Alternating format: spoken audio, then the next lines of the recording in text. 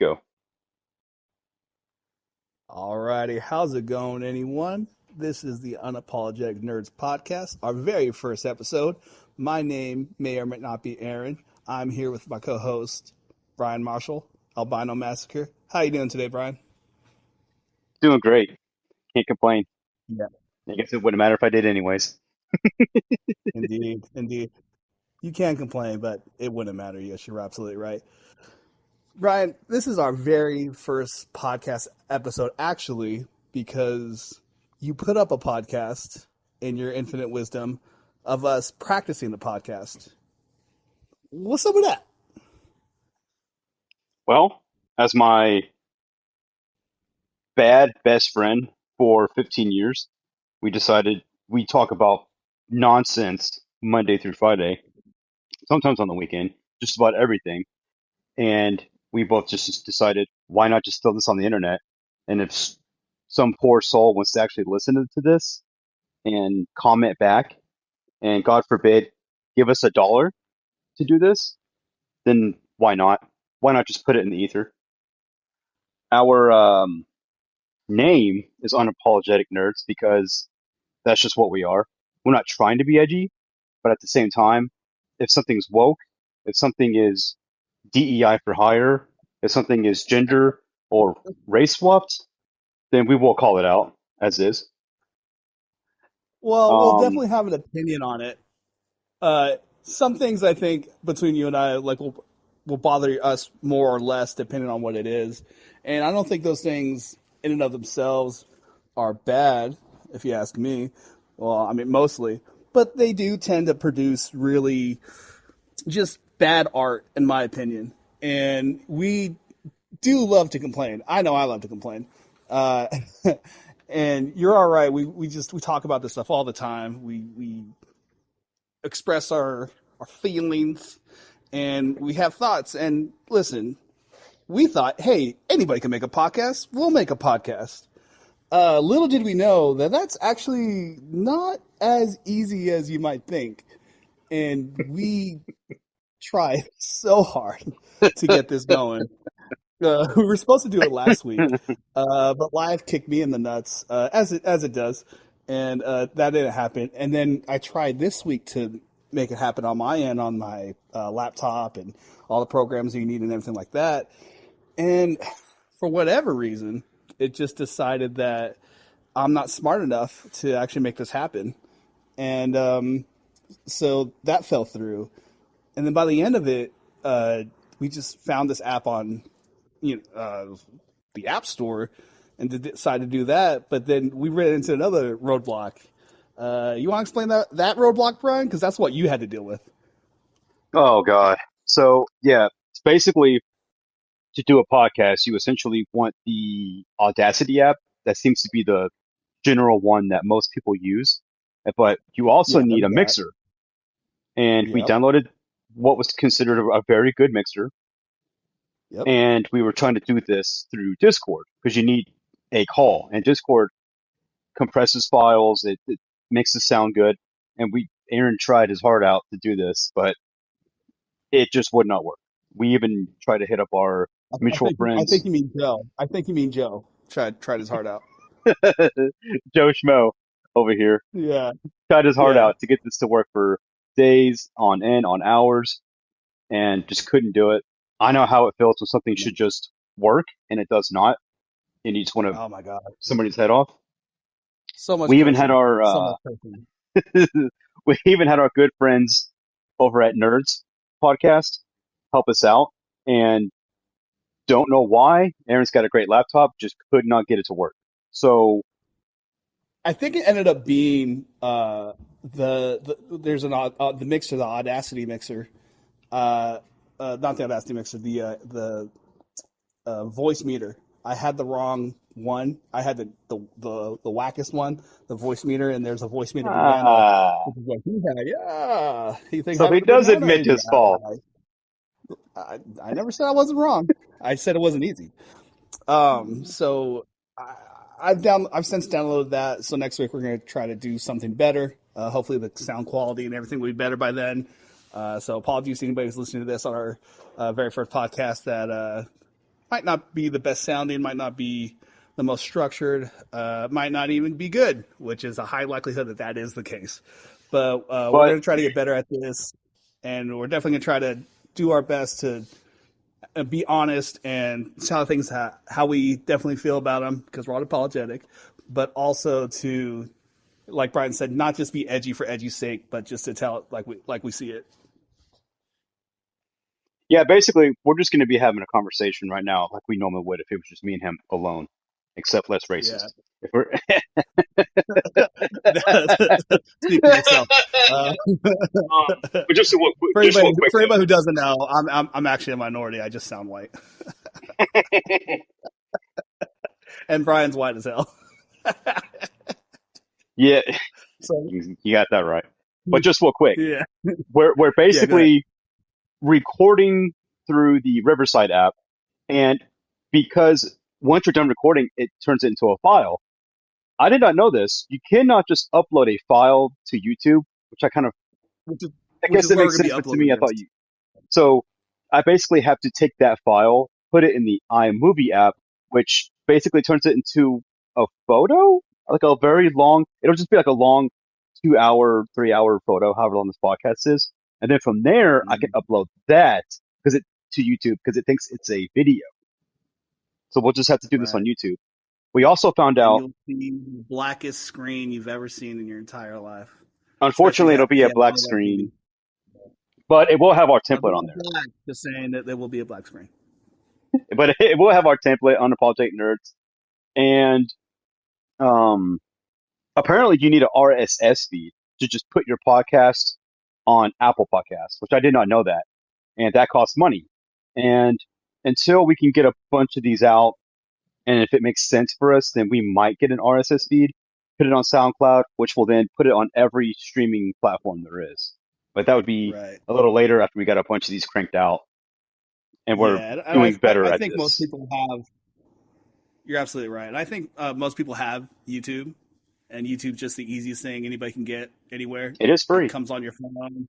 It is absolutely free. And then if you are one of the higher status people, you have YouTube Premium, so you don't have to see the ads. So that even better for those people. So Brian, how we're gonna start these podcasts off? We're gonna really talk about our week, and then go into some of the stuff that you really want to talk about. I might sprinkle in a couple of things there. So before we get into all the news, the trailers, the video games, and all that stuff that gets us going, that touches our taint and makes us feel good. Mm. Talk about your week, Brian. Other than this podcast thing that we've been trying to do, and what's that been like for you? Yeah, trying to get this podcast up and running. It was a very interesting week actually because we had not to get too deep into our jobs. We're not going to say what our jobs are or anything like that, just because I don't trust the Who haters. cares? And But also, yeah, who cares? and also who cares? But I'm basically a mailroom manager. That's all I'll say. But we had some of the big wigs come in this week actually, and basically tell us why they had to let go people. A lot of boring upper management stuff. And then I had to have some one-on-one meetings with very high-end people in the company about what the future looks like for my people and for me, which was interesting. Everything's good, but just crunching numbers, kissing babies, shaking hands, kind of things, or No, shaking no, babies and kissing no. hands. Yeah, You got that? shaking I babies, got that kissing backwards. hands. Yeah, yeah, yeah. Today was, and then typical work week. I got to finish out House of Dragons. Can't talk. That was fun. Is it Um, good? I've been hearing this like it's not season, that good. this season, all puns intended, is on fire. Last season was just basically an entire setup for this season. This season's been So it's like amazing.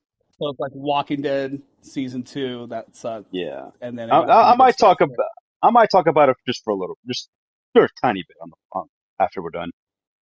But Okay, well, I mean, uh, typical work week. Today was fun though. Got to go to Bucky's, hang out with my mom. That's always fun. Got some good food. yes, he does. He does have a mom.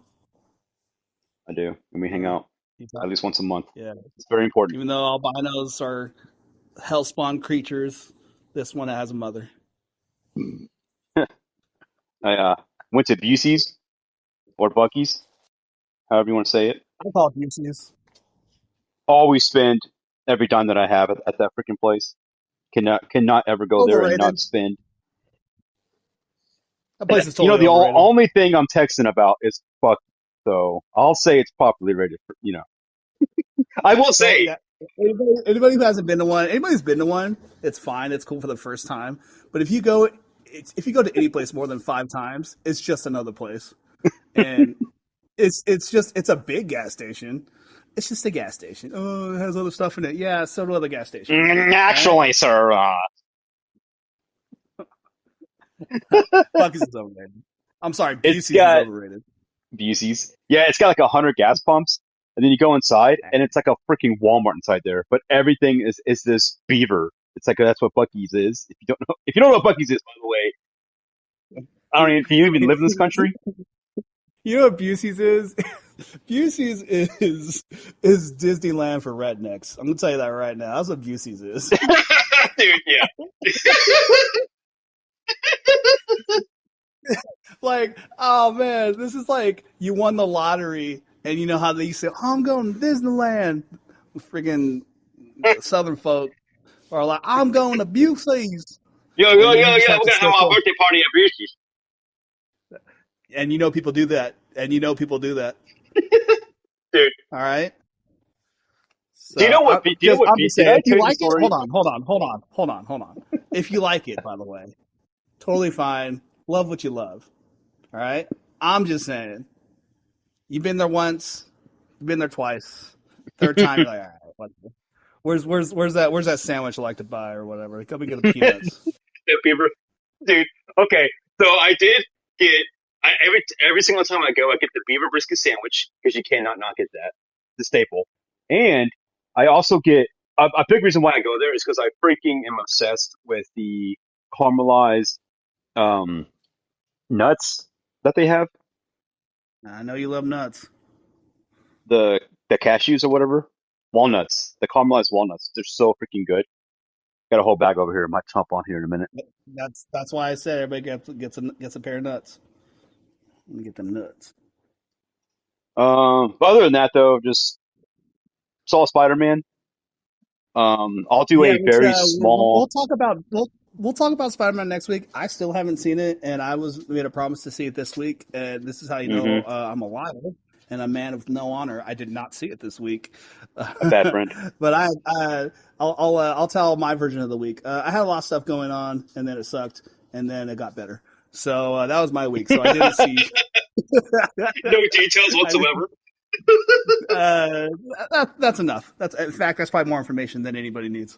Um, I so think I you. didn't go see Spider Man. I didn't go Well, see I'm just. Spider I Man. was I'll go just see gonna it say, later. like,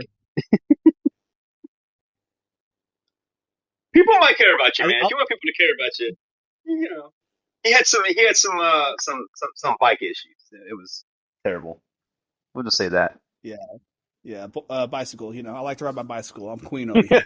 Um, yeah. So I'll see you next week. We'll talk about it next week. There's a lot of stuff to go through. Stuff that happened in the past that we've been wanting to talk about, and so we'll get to all the stuff later. Eventually, we'll get caught up with pop culture, and we'll be just like every other podcast that talks about something that happened this week, and give our opinions on it.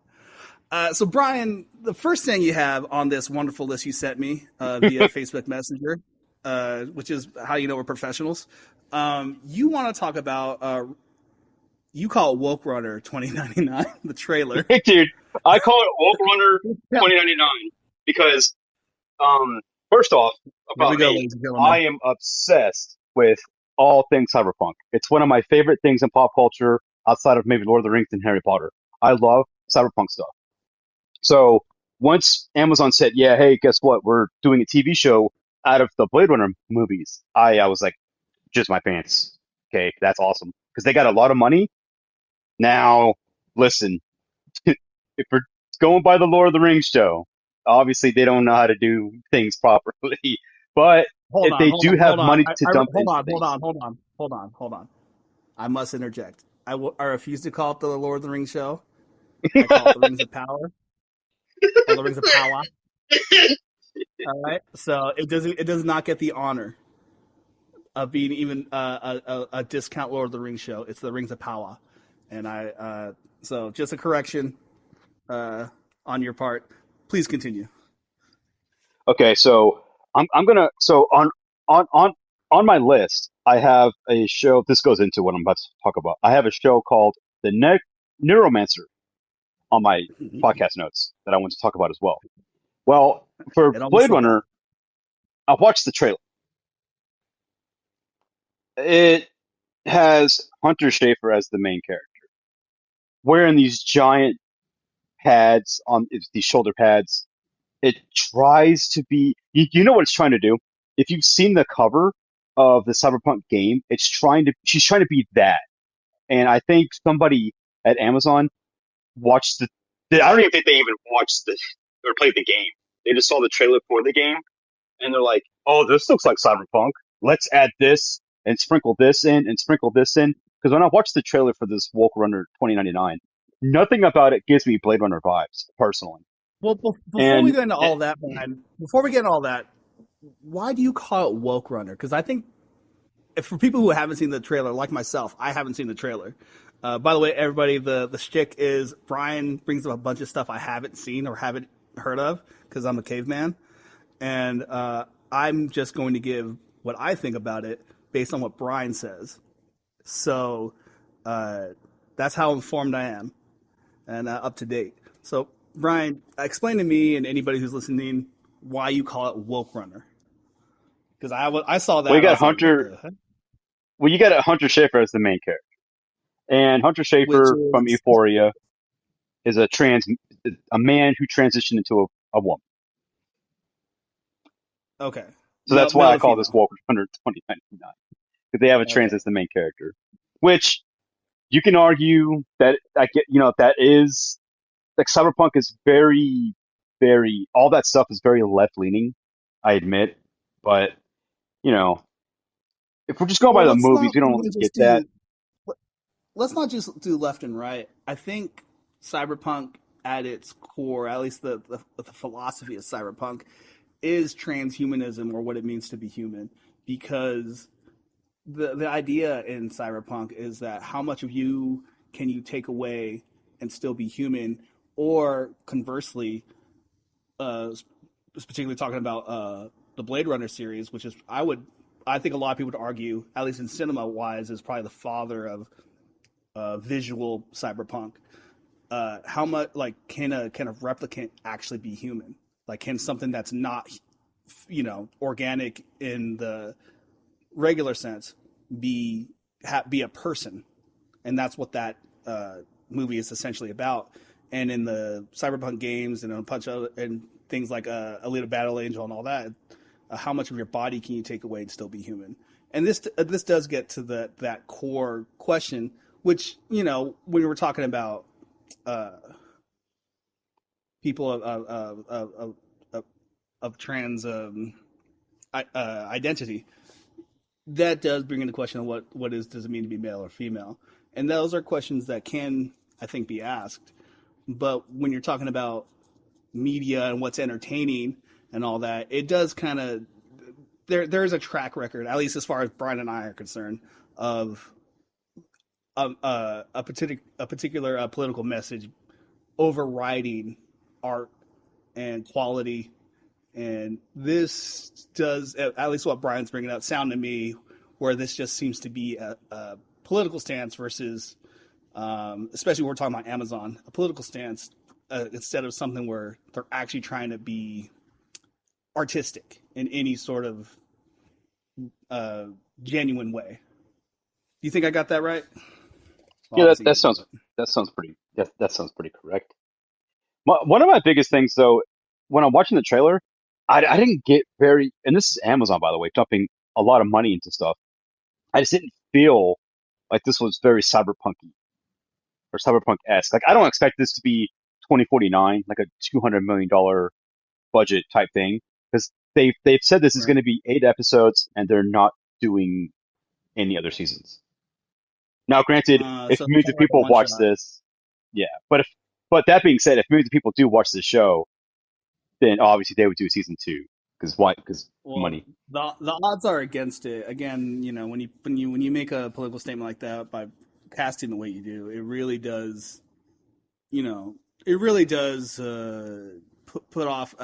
Maybe not a certain type of person would be completely all for it, but there's an audience out there where they see stuff like that. And there's kind of like just not for me.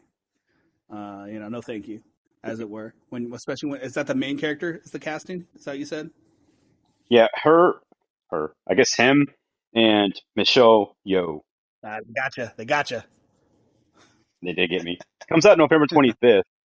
Yeah, I sadly, hey, might listen, man. watch. If it was a dark night and you had a few in you and you passed by them, would you be like, not bad, or would you be like, I can tell still? I'm gotta ask that question. With Hunter Schafer. If we're talking Hunter Schafer on the red carpet, if I had a couple in me, I might. I'm like, I don't know. You'd be like, all right, I don't mind lady boys, it's fine. Wait, is this recording? I hope it is. I can send you. I'll send you this pitch after the podcast. Oh I'll no, send you the hold picture. on, hold on. This is how bad, ladies and gentlemen. This is how bad we are. It is recording. I see the red thing on the top. We're about 20, almost a little over 21 minutes in. How do you not know this? This is why we shouldn't do a podcast. No, no, no. Because you were mentioning the trans stuff, and I was like, wait, are we recording? As a joke. Oh, of course we are. Of course we are. This is going to go Um, out. We're not editing this. We don't have the editing nah. software If yet, you think we're so editing it's all this, you're going actually out. saying mine. I'm not editing a 2 hour whatever this podcast is. AI will We'll edit see how this one. long we last. We'll, we'll, But we'll, we'll see how long we last. um, I'll have All to send right. you Well, this is there picture. anything else you want to say? Uh, well, I wanted to tie this in because another thing I wanted to talk about is the Neuromancer trailer. Neuromancer is based off a very popular book. It is very cyberpunk-esque. And there's, again, just real quick on Blade Runner, there's not much cyberpunk stuff going on. Like, I didn't see, like, floating buildings, floating cars. I didn't see, like, Do augments you, in do, people, do you think? augments in Hold on. Say people, that again. Hold on. augments. I want to I make said sure everybody heard augments. that. I said augments. What are you talking about? Arguments. Well, I will you Augments. say though, I think I said this a little earlier, but do you think because of Blade Runner, and I think people would agree, being the grandfather of cyberpunk, do you think that has really led to what people think cyberpunk should look like versus because I know there's earlier books and writings that had a different visual look to them, that it means like it can look a certain way, because if you look at the cyberpunk game, it looks like essentially like Blade Runner, a little cleaner, because obviously Yeah. the graphics still aren't there yet. You can't. I just watched actually Blade Runner, completely on aside. I actually did watch the Wh- one hey, of the cuts of which of Blade the Runner. 15 cuts did you watch? Yeah, yeah. I don't know the one I without don't him know. narrating. The one Okay. without him narrating. Um, so there's about two or three more options between that. It did say a director's cut, but which one of the director's cut? I don't know again. But it's the one on YouTube and YouTube Premium, and there is a visual design that you can see everybody kind of, I don't want to say stole from, but definitely was influenced by. And you can see it in The Fifth Element. You can see it in these cyberpunk games. You can even see it a bit in Judge Dredd, how it eventually, as far as the comics were concerned, ended up looking like. So I don't know if that is cyberpunk visually, or if cyberpunk as a theme and as a system can be expressed in different ways that might not be quite as high tech, or what, if it has to be like, I know punk is like dirty and grunge and has this kind of feel to it, and then obviously the cyberness to it as well. Like, Ridley Scott came up with and his team came with an amazing visual design. But I think sometimes, like when people talk about fantasy, ever since Lord of the Rings came in, every movie for a long time just wanted to look like Lord of the Rings, versus fantasy can have a lot of different types of looks. And I'm wondering if it's one of those things where it's trying to figure out it's a different visual identity to you know kind of charge its own path, or if it's like, will we not, we as in the general fan audience, not really jive with that. I'm very curious to see how that would go, being someone who has not seen this trailer. I hope that it was just maybe just his first trailer, and they were trying to give us more story than anything. But again, if you're trying to sell me, if you're trying to sell me, who is obsessed with cyberpunk stuff, I need to see augments on The people. target audience. I need to see and it's Amazon who has so much money. Y'all can make this stuff happen, you know? Right. Well, I think Amazon's a great uh, case study on money doesn't make good movies. It really is about artists, and it really is about people who want to tell a story. So I mean, and I think you throw billions of dollars at whatever you want. If the story's crap and if the art's crap, it doesn't matter. Um. Yeah. So And so just another thing. Go ahead. I was gonna say just to slide into Neuromancer, because I had that on my list as well. It Yeah. is a book from 1984, very, very cyberpunk-esque. This comes out January 22nd on Apple TV. It's going to be 10 episodes. Now, this trailer is like what I wanted the um, Blade Runner to be. You see augments everywhere. You see like neon lights everywhere. I felt like I was in a cyberpunk world watching this trailer. That's what I wanted What's from what Blade Runner. what is this? What is this about? You kind of explain like what it is, but what's the story on this? So it follows like a damaged super hiker and a razor girl assassin executing a corporate heist, which Okay. Okay. I love that idea because when you start Cyberpunk, you can either start as basically as somebody as a guy that lives in the desert. I forget what they call him, a street kid that who lives in the streets in the city, or a corpo, which is like a court, obviously a corporate person, but that's what they call it in the Cyberpunk world with quotes, a corpo person. So I love this Mhm. idea where this guy who's from the streets like is with this girl and they're trying to do like a corporate heist. It's very cyberpunk-esque. Yo, yo, I'm from the main streets of Cyberpunk, bro. What's up? All right, sounds cool. Sounds cool. Well, What's it on? What's is it streaming? Is it gonna be a it's going to movie? What be is on it? Apple. It's going to be on Apple TV January 22nd next year. Uh, and they look down on us from their balcony of apples, like that one scene from the Twilight movie that I've never seen, but you see the memes of. That's really what it That's is, why I and feel like, it's actually insane because when you see like when you play the games or watch like the TV show that was on Netflix, the anime, the rich people mm, have the crazy augments, right? But the poor right. people can also they can get them too. It's a fascinating world. I love everything about It's like someone who gets a Corvette thinking it's a supercar versus someone who actually has a supercar like a Bugatti, and they it. I think they're woke the up same and I person. knew got it. Copyright strike. There we go. Anyways, all right, So cool. Well, I think from what I think, Cyberpunk in the zeitgeist is on a high note right now. I know there's going to be new anime coming out. I'm pretty sure they're working on another Cyberpunk game at some point, and looks like there's a lot of Cyberpunkness going around. But moving on to I think maybe a little more sci-fi in general. You wanted to talk about Halo on the PS5 in this Halo, crazy world that we live in. man. I real quick, I have heard from my bubble that I live in that it's not that good. That it just there's things that were added, characters that were added that really show that 343 or Halo Studios really doesn't like the property that they're making, and not just story wise, but just a lot of bugs and just things that are going on that really isn't isn't as doesn't live up to the standard that Halo historically, at least all the way up until Halo 3, maybe ODST has had.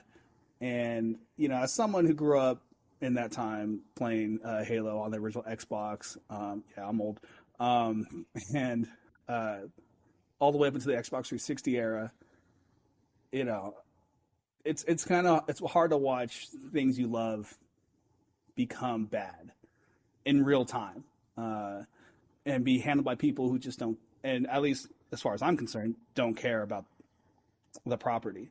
But I haven't played the game. I haven't bought it. I was thinking about getting it on my PC, uh, but I'm actually kind of waiting to hear what Brian says about it because maybe the people I was listening to are off base. So Brian, Halo 5 Oh man, or Halo whatever it's called on PS5. let me start by saying Halo, in my opinion, probably the best first-person shooter ever made. I mean, no, you got Which the it one? was well, just like 1 through 4, one through Oh, like four. 1, 2, 3, ODST, And Reach. yeah. Yeah, I would agree. Go ahead. Because like going back to when it came out, it was, I mean, yeah, first-person shooters had like, stories and stuff like that, but it was, I mean, Halo was kind of the first one to have this crazy, huge, I mean, just massive universe, and it expanded books. And you go back and look at Halo when Halo was good. There was spin-offs that were very good. The multiplayer was like the best multiplayer until like Very COD, arcadey. uh, Modern Warfare came out. But dude, Warfare I 3. remember just the having the LAN parties, man. When back in the day when you could hook up your Xbox with like 4 other people's Xboxes and just have this crazy couch co-op match with your homies, and you cut all the way to 2026. There's nothing but female DEI for hires making this game. It breaks my dang heart. And they put this To cut game. in real quick, there is a very famous or infamous, I guess, photo that goes around where if you look at the team that was making Halo 2 and you look at the cast of characters who were making that game, uh, some ladies in that team for sure. Not just to take crap on women, but if you look at the photo from a more recent uh, publication of the game, yeah, I would agree. You do see a lot of you know, the DEI hire in the That's who's in making there, every and game that in and I think 2026. at least in the West. But Uh, yeah, you definitely do see that, and it does show in the qualities of their games. Which I, by the way, stopped uh, on Halo 5. I was like, all right, oh, this is no longer good anymore. absolute This is bad. garbage. Yeah, so I was hopeful for Halo Infinite. I was waiting to listen because I was going to get an Xbox if it was good. I did not hear any good things about it, so I did not get the Xbox. And then I was like, oh well, I mean, let's check out. Hopefully, this new Halo remake, all they're doing is going to be remaking the game, and I haven't heard good things about it. But Brian, you still haven't told me though, if is this game good, or do you think they've missed the mark again? Well, I'm trying to get to all this, All right, good. and this breaks my heart again. As I love this series, but no, Yeah, it's we I would give both it do. like a 6 out of 10. They redid this entire game at Unreal 5. Here's my issue, and I own the Master Chief Collection on Xbox. It's a beautiful By looking the way, game. It's yeah. all the go ahead. No, I was saying. By the way, yeah, I hear nothing but good thing about the Master Chief Collection, but made by somebody else, I believe. But go ahead. Real quick, it says you're reconnecting. It says you're reconnecting on my. Okay, there it goes. Um, Oh, okay. I will just Push say through. that Oh, did I yeah, this lose you? game's on Unreal 5, and I don't know why they just didn't take the Master Chief Collection and just upres the graphics and add the 4K textures and just put that on PS5. You could have sold it for $70. You could have sold it for $100. I would have bought it. I own it on Xbox, but I would like to have it on my PlayStation with the trophies, you know? And yeah, I just don't know why they didn't do it that way. It's crazy to me. So, I mean, the Unreal Engine is it's weird, um, because You can tell when every game is made for this.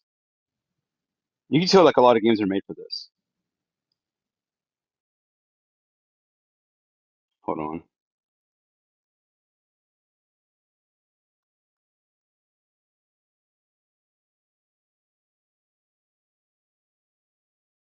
Sorry about that. We're having some.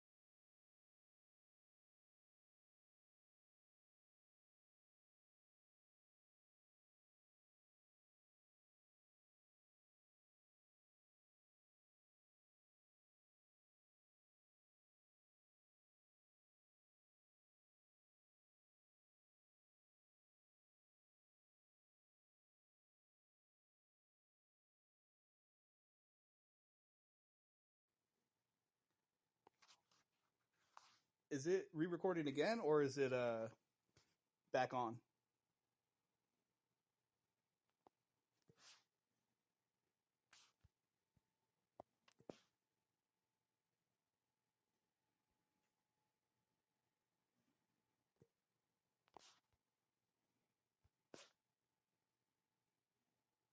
Ooh, can't hear you, brother. Change up on I guess.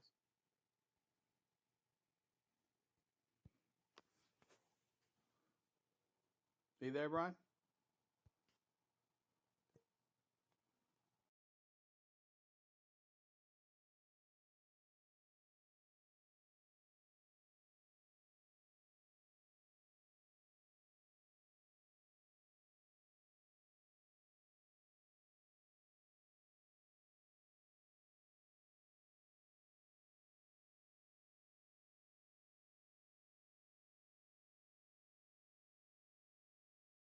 All right.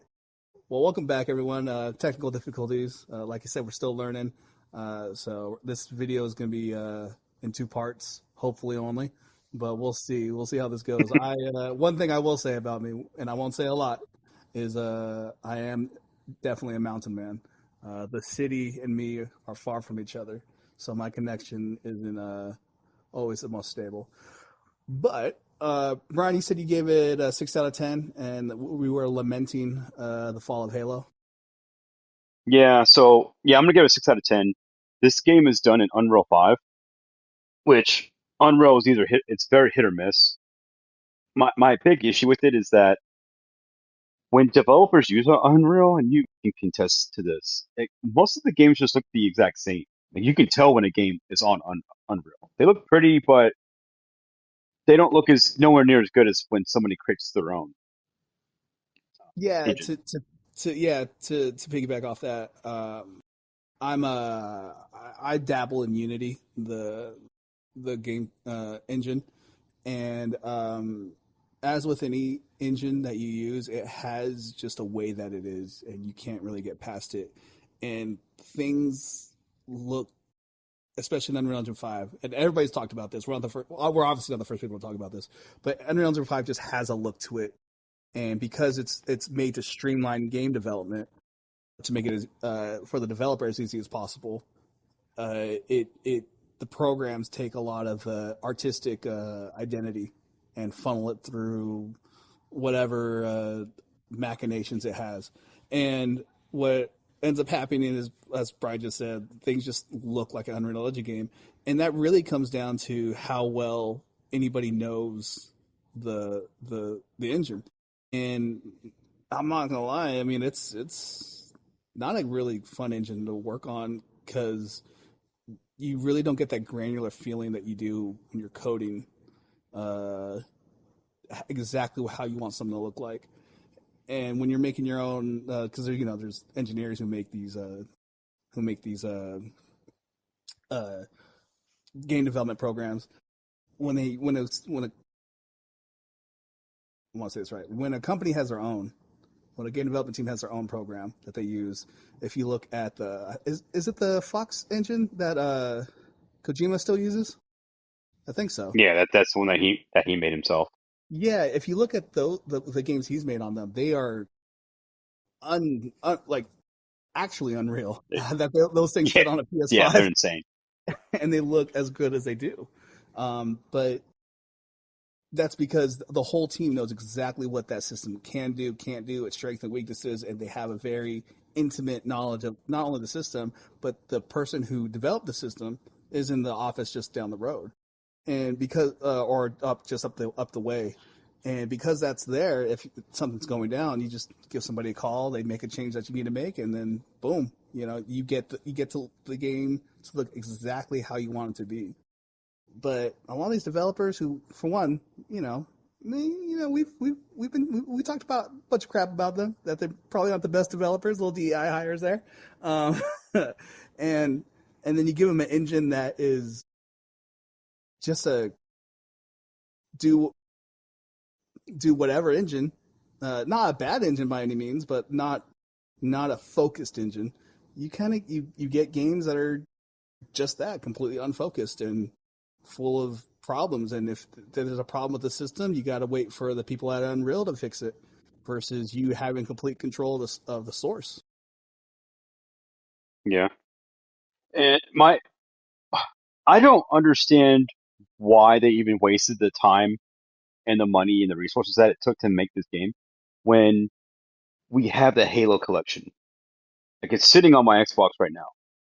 Why not Brian, just take that? how else can we sell this game to you again?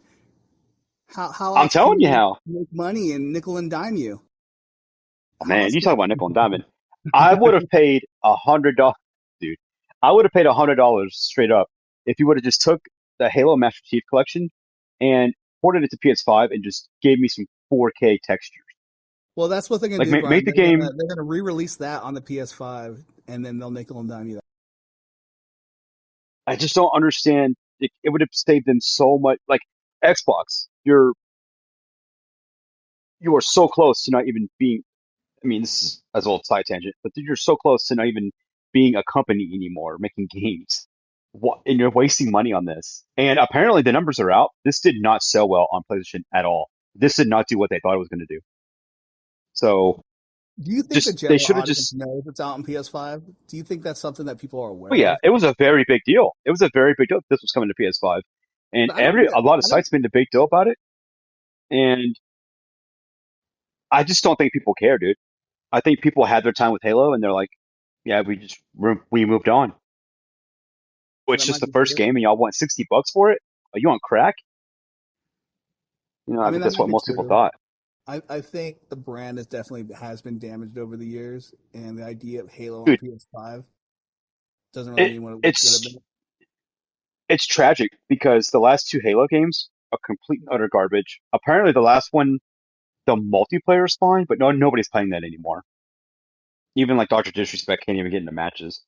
Um Mm. and then and then the original Bungie guys, their Destiny game, that's no longer a game anymore. They it's that stopped. And they got this new game that's not doing well. It's very heartbreaking when you see like these were like the dudes that made the best first person shooter story and multiplayer at the same time. And now all the way to 2026, they can't make a game to save their life, you know. I think the By the worst thing that way, happened to them, I go, what?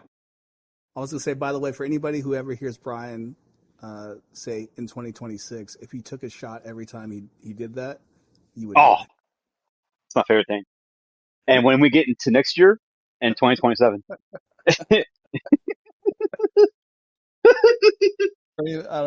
We'll see how many of that comes down in 2026. This the phrasing. oh Yeah, yeah, I do get think used to it now, baby. I do think that I this is probably something that's new to just people in general in the nerd culture, and it's that when Halo came out, it was like over 20 years ago, but we are like the we are just the only generation who's noticing the change, and we kind of because we grew up with it, and this is something that I think new to us. But if you were, say, a Star Wars fan who grew up and watched the original and then saw the prequels, you would have had that feeling then. And I think this is kind of what's going on. But because video games aren't like movies and they can kind of be made in a different way, they're more of a commodity that you get more of them dispersed over time. You could actually see the degradation in real time, which is, I think it's for me, it's very weird to see uh, in this in the medium. I don't know if that makes sense at all. What I'm saying. No, but we'll figure it out. It's, you I'm, know. I'm just saying like I'm a Legend of Zelda fan, right? Right? I'm a big Legend of Zelda fan. I played my first one was Ocarina of Time, so I'm not that old. You know, I didn't play the NES ones or the Super or Ocarina of all time. yeah, there we go. And so I was with the game from like then all the way up until Breath of the Wild, and I know a lot of people love Breath of the Wild. It's definitely one of the most popular Nintendo games of all time. Definitely sold very well, but it's not necessarily my cup of Some tea. people say it changed the way gaming was forever. There's an argument for that, but I could feel you pushing up your glasses and saying actually while you say that. I'm actually, But for me as a fan of classic Zelda, it's so different than what I would personally want out of a Zelda game that it's kind of left me behind. And video games have changed so much from even the Xbox era to now, and the people who used to make games don't make games anymore. We're talking about Bungie, but if you talk about the people who made Halo and sustained Halo and then went on to make Destiny, well, those people who are part of those teams, they're just gone. They don't make the games anymore. They're not in the companies anymore. So when I think of Halo, I'm really not thinking of Master Chief or whatever. I really should be thinking about the artists and creators behind and the storytellers behind that game that made it what it was. And it's weird to think about like when you see when you see Master Chief or where you see all that coming back. It's really it's the soul's gone. That is hard to see. That is hard to watch, and this is like a new phenomenon for me. Uh, Finding that kind of stuff out. yeah, it's especially sad because take another shot because in 2026, um, we don't have very many good first person shooters. Like we got Battlefield 6, which Okay, is what it you is know at what? this Hold on. point. Since we're there, it's on the list. Battlefield 6 Season 4. We don't have. Brian's a big first-person shooter guy. I'm not. Halo, with Halo being an exception, and Modern Warfare 1 and 2. Uh, but let's talk about Battlefield 6 Season 4, but also in general the fact that what you're about to say about first-person shooters in general. Please continue. Yeah, man. Like we don't. It's crazy because we used to have so many options back in the day. Like when I was like 15, 16, getting into first person shooters like hardcore, there were so many options out there, and they were all great options too. It didn't matter And which one Medal of you Honor was choose. still around. Yeah, Medal of Honor was great. Call of Duty was the GOAT back then. It was awesome. Halo was great. Call of Duty 4. Um, I personally like Killzone. I thought that game was amazing. 1 and 2. Amazing, yeah. Yeah, I love three. Resistance. Do you Four remember was Resistance? fine. Yeah. Um, and then Sony was making first person shooters too. You know, they had their own There was exclusives. But the now, not to get off subject. There was a just to throw a wrench in this whole conversation. There was a PS2 game called I think it was called Black, and it was like a story based yeah, first person shooter. Do you remember that one? like That I game was remember Black. sick. Do you remember Fear? Yeah, I loved Fear. Fear, Love yeah. that game, Condemned? man. I like Condemned, but Fear Yeah, was it's like I yeah, horror is my favorite genre of movies and games. When yeah, Fear came out, I was like, you're yeah, telling me that you're giving me my favorite movie genre and my favorite game genre at the time and mixing them into one thing. I loved it. yeah. Good stuff. All right, the wrench is out. Go back to go back to Battlefield 6 or Battlefield. Was it? Is it Battlefield 6? Am I wrong? It's Yeah, Battlefield Battlefield 6, 6, man, and we're Season on 4. season 4 at this point. Yeah, It's a travesty that we're on season 4 and you're giving us one map, and they're going to give us another one by the end of season 4. But one of the maps is just a rehash from Battlefield 4, Wake Island, yeah. and unfortunately, the map is they've made it so much bigger now with so many flags, but there's just like not that many people playing. So you'll just be at a flag for 5 minutes while you're trying to capture it, and then walk across the water and go to another flag. It's crazy. And it's frustrating because it's like you guys can't give us like 3 or 4 maps per season. At least three. I would like four, but three would be fine. Crazy. And then they only give us like two Yeah. guns. They need to give us one gun per class each season. Like, there's thousands of guns in real life to put in this game because it's a modern battlefield game. So there's so many guns out there. Give us one SMG, one LMG, sniper rifle, DMR, carbine, and assault rifle, But Brian, and Brian, shotgun. Brian, how will they nickel and dime you though? How will they get more Dude, money out of you? How even will EA be able to squeeze more money out of you if they give you everything you want?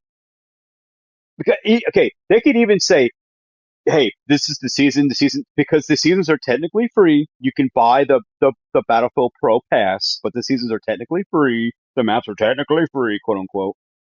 Just sell me the guns if you want to do that. Like I would buy, like it's okay. You could put 3 or 4 guns in a pack. I would pay $10 for it because I love Battlefield. I don't want it to go anywhere as much as it's not very good. I don't want it to go anywhere. I want it to be Well, better. this gets into the broader issue that you don't think there are any good first person shooters out right now at all.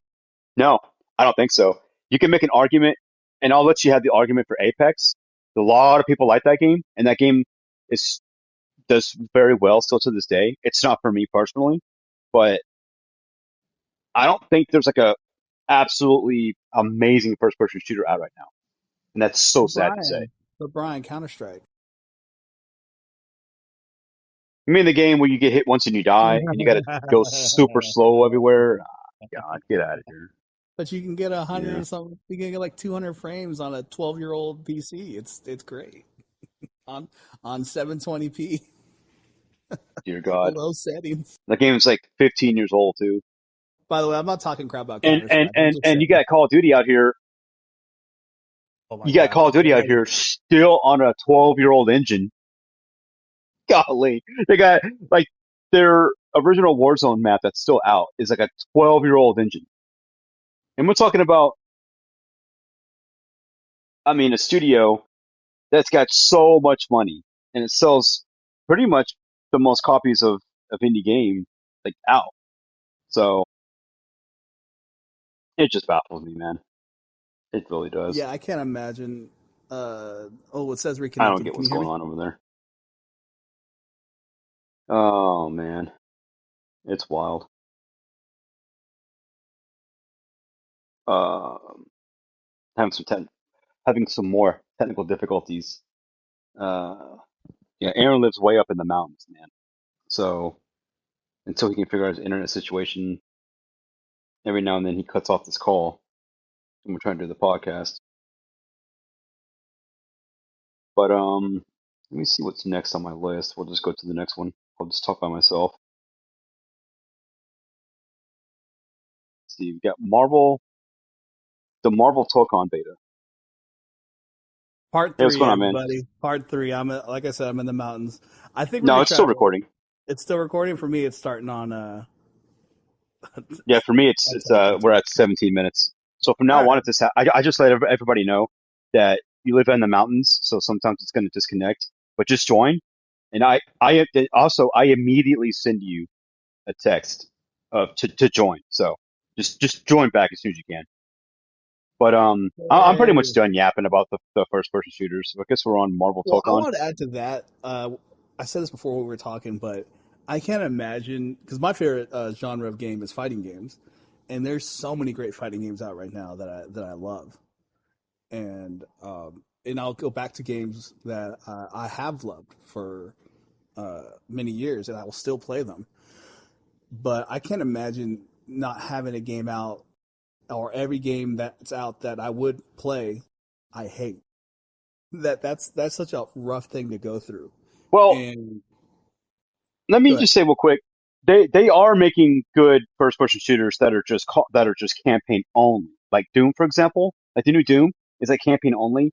That's good. Right. But there's just no, if you want to, like if you're a first person shooter multiplayer guy, yeah, it sucks right now. Yeah, I can't imagine. Well, I mean, every fighting game is essentially an online game nowadays. That's a conversation for later. We'll talk about it on another podcast. But but still, yeah, I can't imagine. Like I play Grand Blue Fantasy, I play the Versus, I play Tekken. Not very much, but I don't hate the game. I just not my taste of Tekken. Obviously, I throw down some Soul Calibur and all that, but the Dragon Ball Fighters, Street Fighter Six, all these are amazing games in their own right, and they're modern or newish games that people still play and have fun with, and uh, and there are essentially competitive games. But yeah, I feel for you, Yeah, man. That's a hard thing to deal with, where everything that your favorite genre can't even. It's not even. You hate them all. That sucks. yeah, and just real quick before we go to uh Marvel Tokon Fighters. Oh yeah, yeah, Whenever yeah. Xbox announced they were going to buy Activision, their whole thing was, yeah, they basically said, yeah, we're just buying it for Call of Duty, so PlayStation can't have it that way. You have to buy our console to play it. Now, I mean, cut They should have to done that. now, they should have done it, and Yeah, that at so many, even every Sony pony because that's a game that's like Madden. Some people only play that game. That's all they play, right? yeah, They should yeah, have just done it. But I was to the point where if I loved Warzone so much because that was just my weekend. Takes like turn my brain off, pop on Warzone, play a few matches.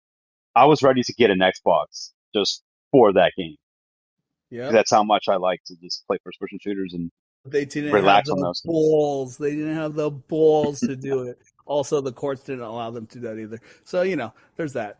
But getting speaking of fighting It's games, the and Monopoly guy.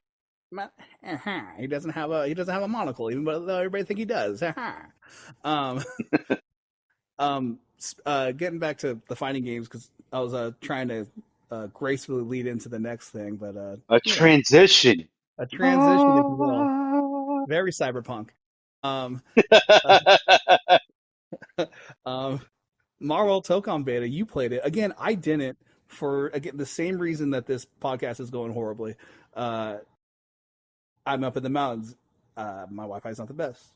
If anytime it takes, by the time that thing would have downloaded for me, the beta would have been over. But you played the beta. Hey, Beta. Let's begin. Um, what'd you think about it? I saw Maximilian dude play it. I saw a couple other streamers play it. Justin Wong, other people in the FGC, and they were Justin all. Long played the beta? I think so. Yeah, he played it. Like the Or he. famous Oh actor? no, I think he watched people play stuff because I could be thinking about You him. saying Long or Wong? Justin Wong, not the actor. Do you know who Justin Wong is? Are you out of your mind, dude? Are you out of your mind? Is this you? Is this you getting me? Oh yeah, I'm a Wait, hold go on. Do getter. you know who Justin Wong is? I might not. Okay, so Justin Wong.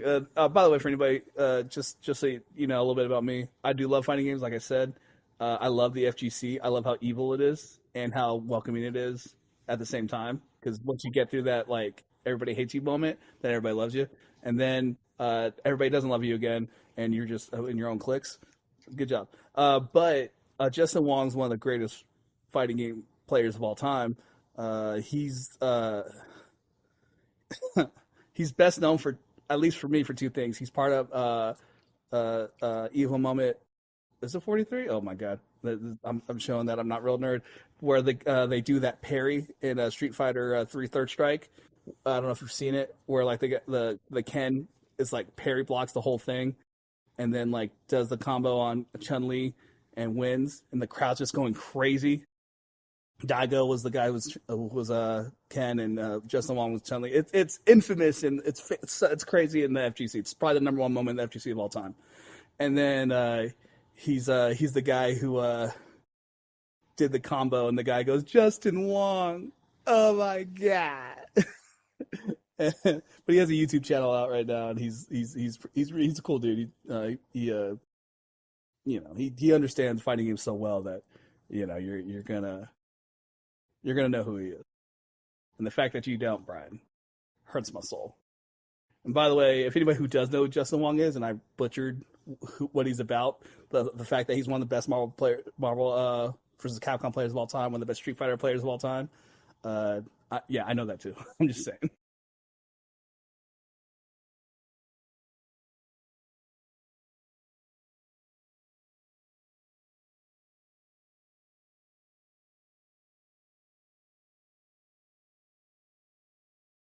Oh, did I cut out?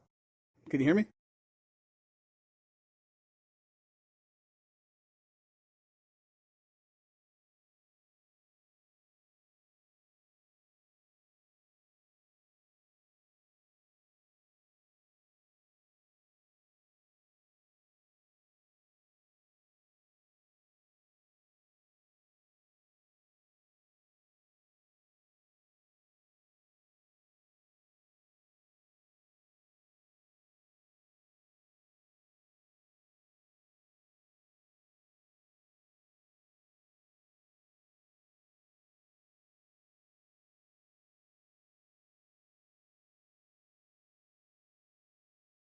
And I am the mountain man.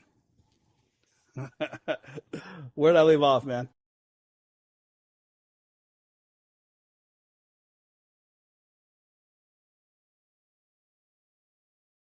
Loading.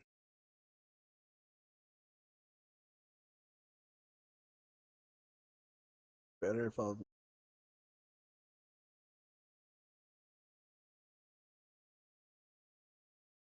Am I back yet?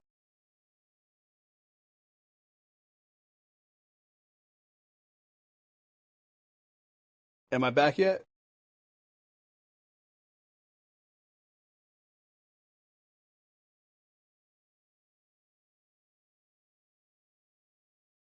Oh no, am I gone?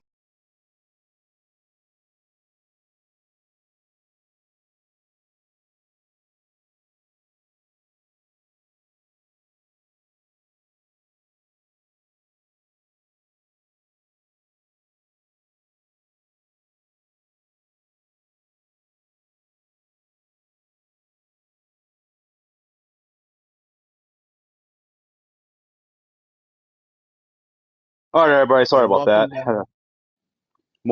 More technical difficulties. The Mountain I Man guess strikes again. we'll start with Marvel Tolkien Fighters. Yeah, you played the beta. What'd you think about it? Well, real quick, just want to go through the characters. I don't know if it. I don't think it caught my recording, but basically we have Storm, Magic, Wolverine, Danger for the Unbreakable X-Men. We have Spider-Man, Miss Marvel, Star-Lord, and Penny Parker for the Amazing Guardians. Captain America, Iron Man, Black Panther, and Hulk for the Fighting Avengers. Doctor Doom, Magneto, Green Goblin, Carnage for the Knights of Doom.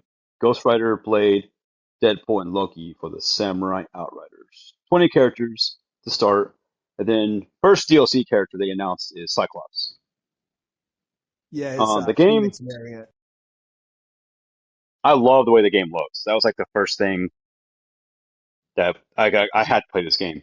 Because Arc Systems, I think they make the best fighting games. And then it's the Marvel characters, but anime looking, and then done right. Not this doesn't look like it was made by white people in America. This looks like it was made by Japanese people. Let's just be real. When white people in America try to make anime, it look kind of like shit. Let's be honest. Hold on, I'll defend Avatar: The Last Airbender till the day I die. So even though it was a Korean studio, but the art initially came from America.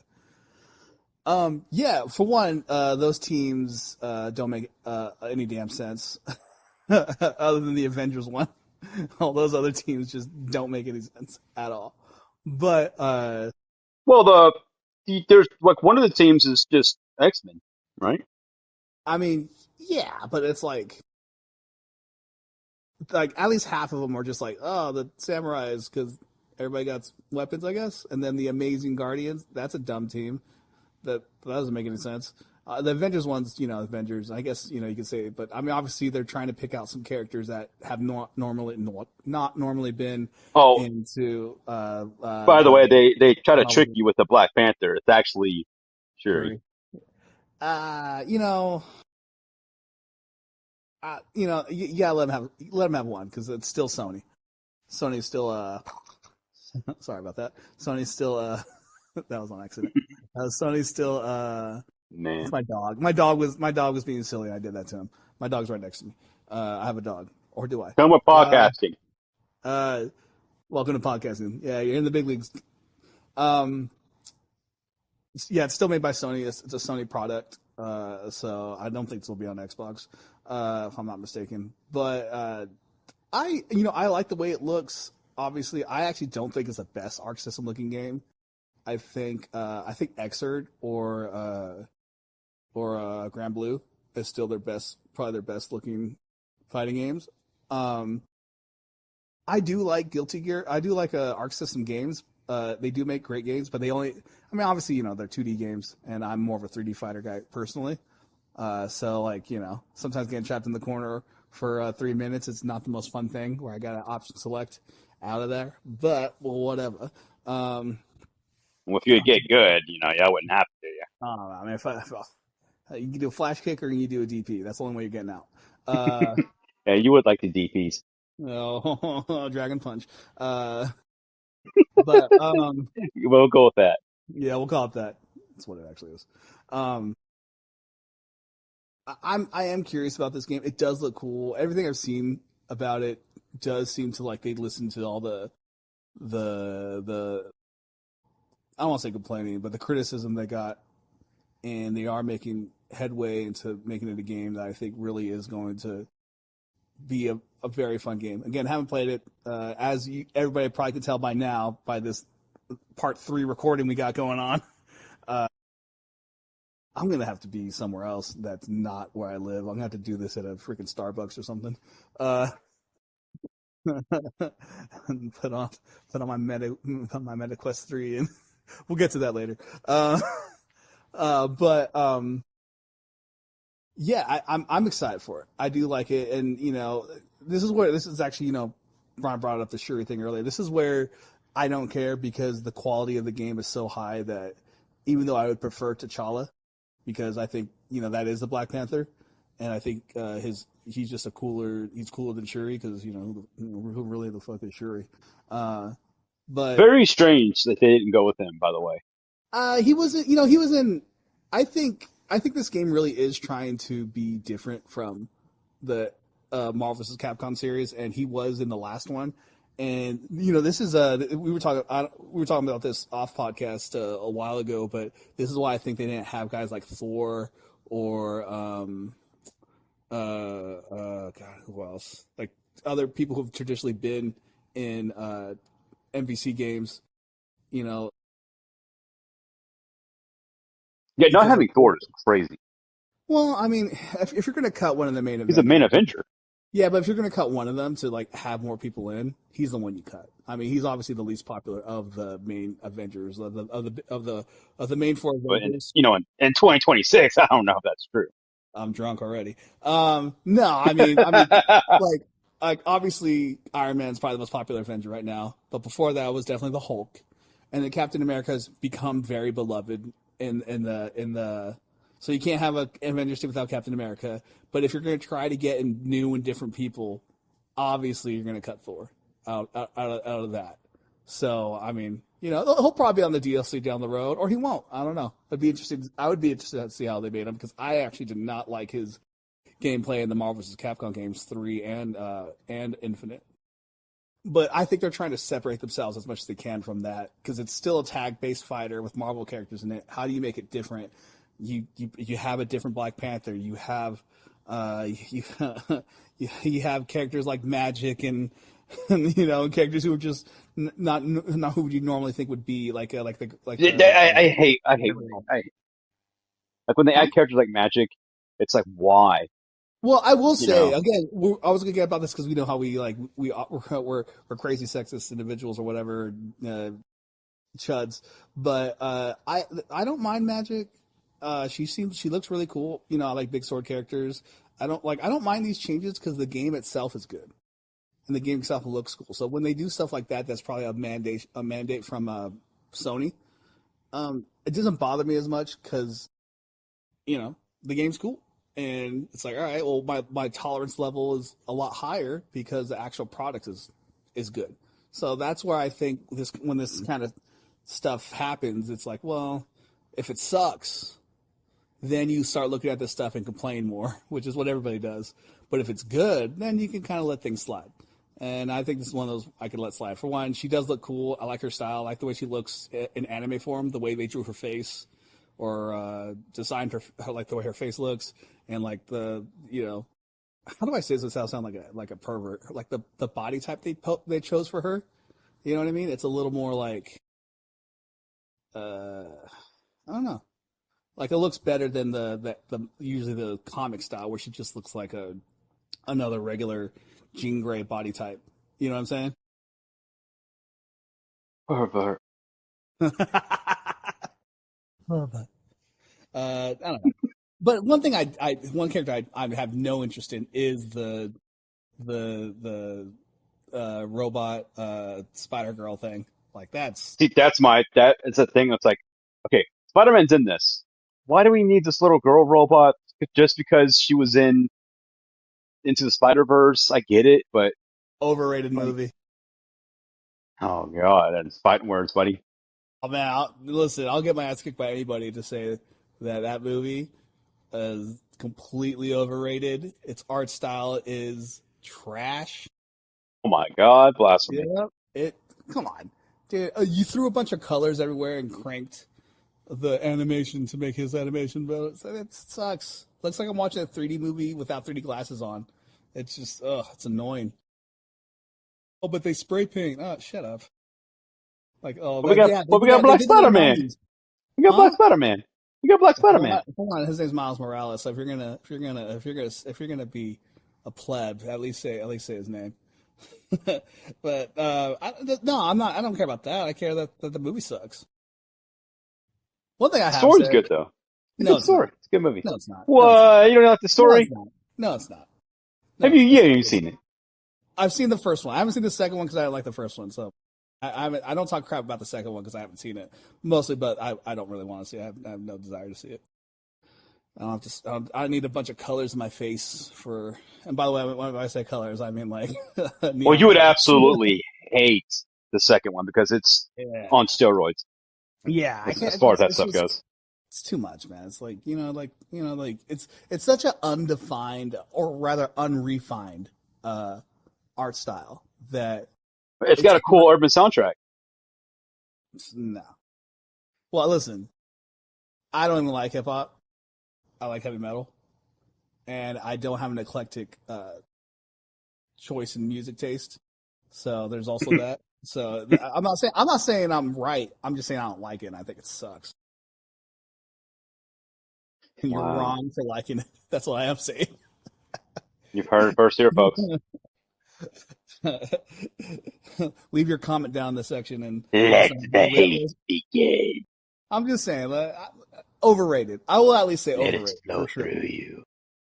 Overrated for sure. Overrated. But anyways, yeah, she's in that. So like, I brought her in. I understand it. I understand these decisions, and I'm more okay with them than I would be if it was an Arc System and it was total trash. Like if these characters were like, if it looked like Marvel vs. Capcom Infinite and it had those characters, oh dude, I'd be trouncing this game.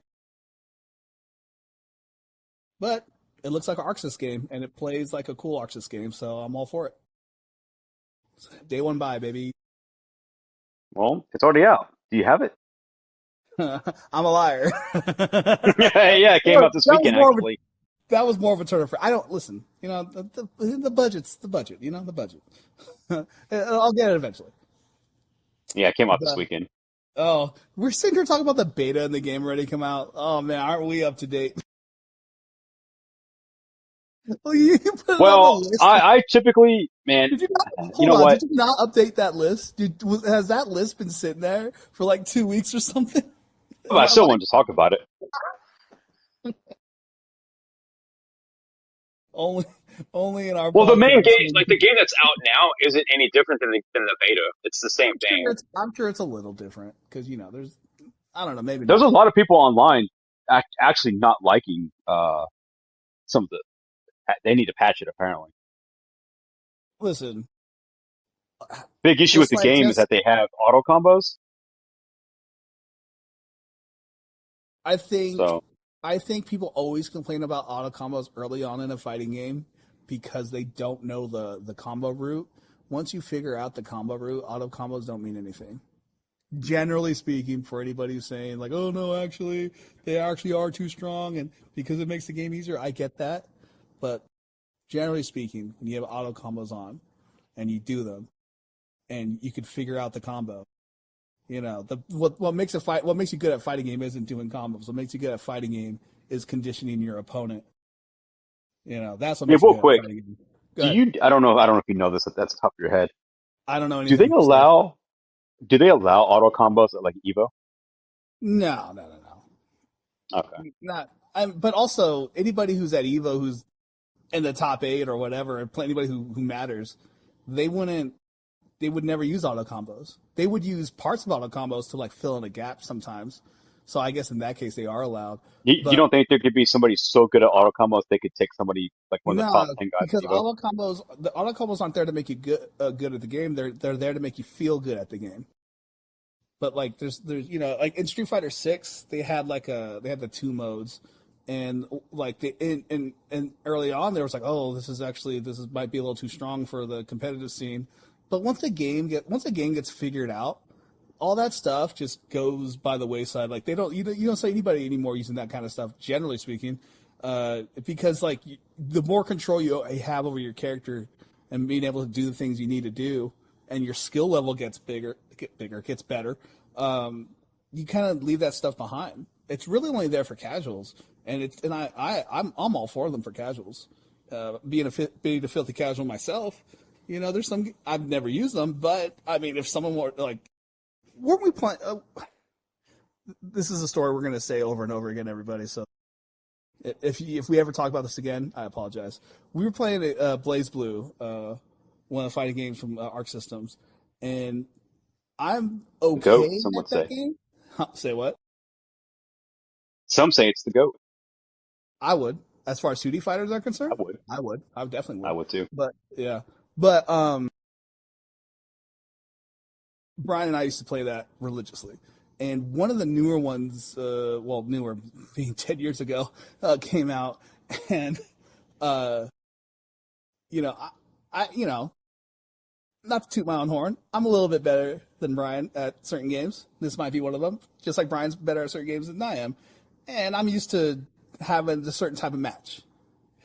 I started playing Brian, and I started getting my ass comboed like crazy. I was like, what the heck is this? I'm getting wrecked by I this got dude. good.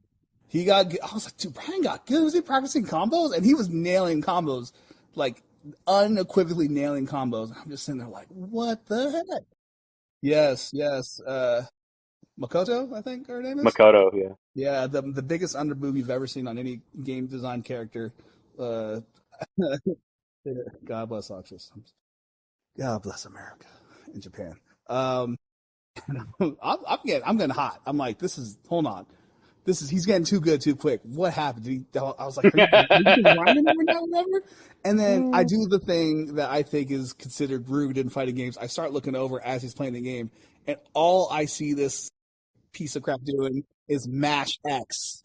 X, X, X, X, X. And I look over the screen, I'm like, he's like dash comboing into me like he's canceling. What's going on?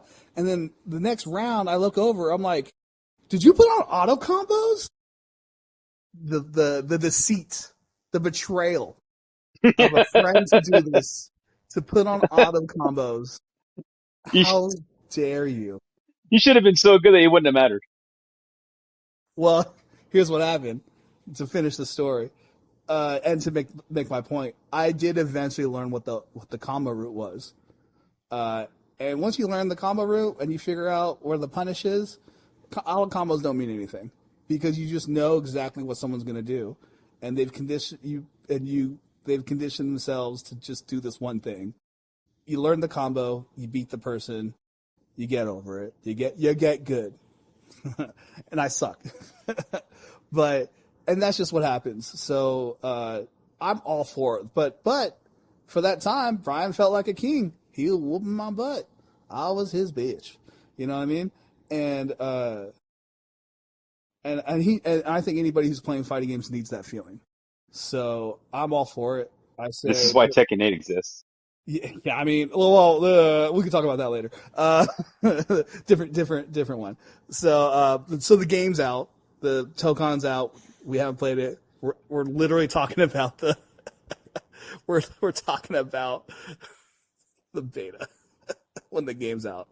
All right, moving on. We got some comic book movie news, some castings.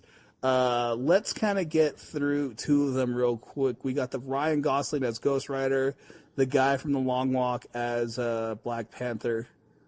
I love these, by the way. Yeah, I'm obviously I know who Ryan Gosling is. It's gonna be strange to see if he. Can you explain to me who Ryan Gosling? I'm just kidding. Shut up.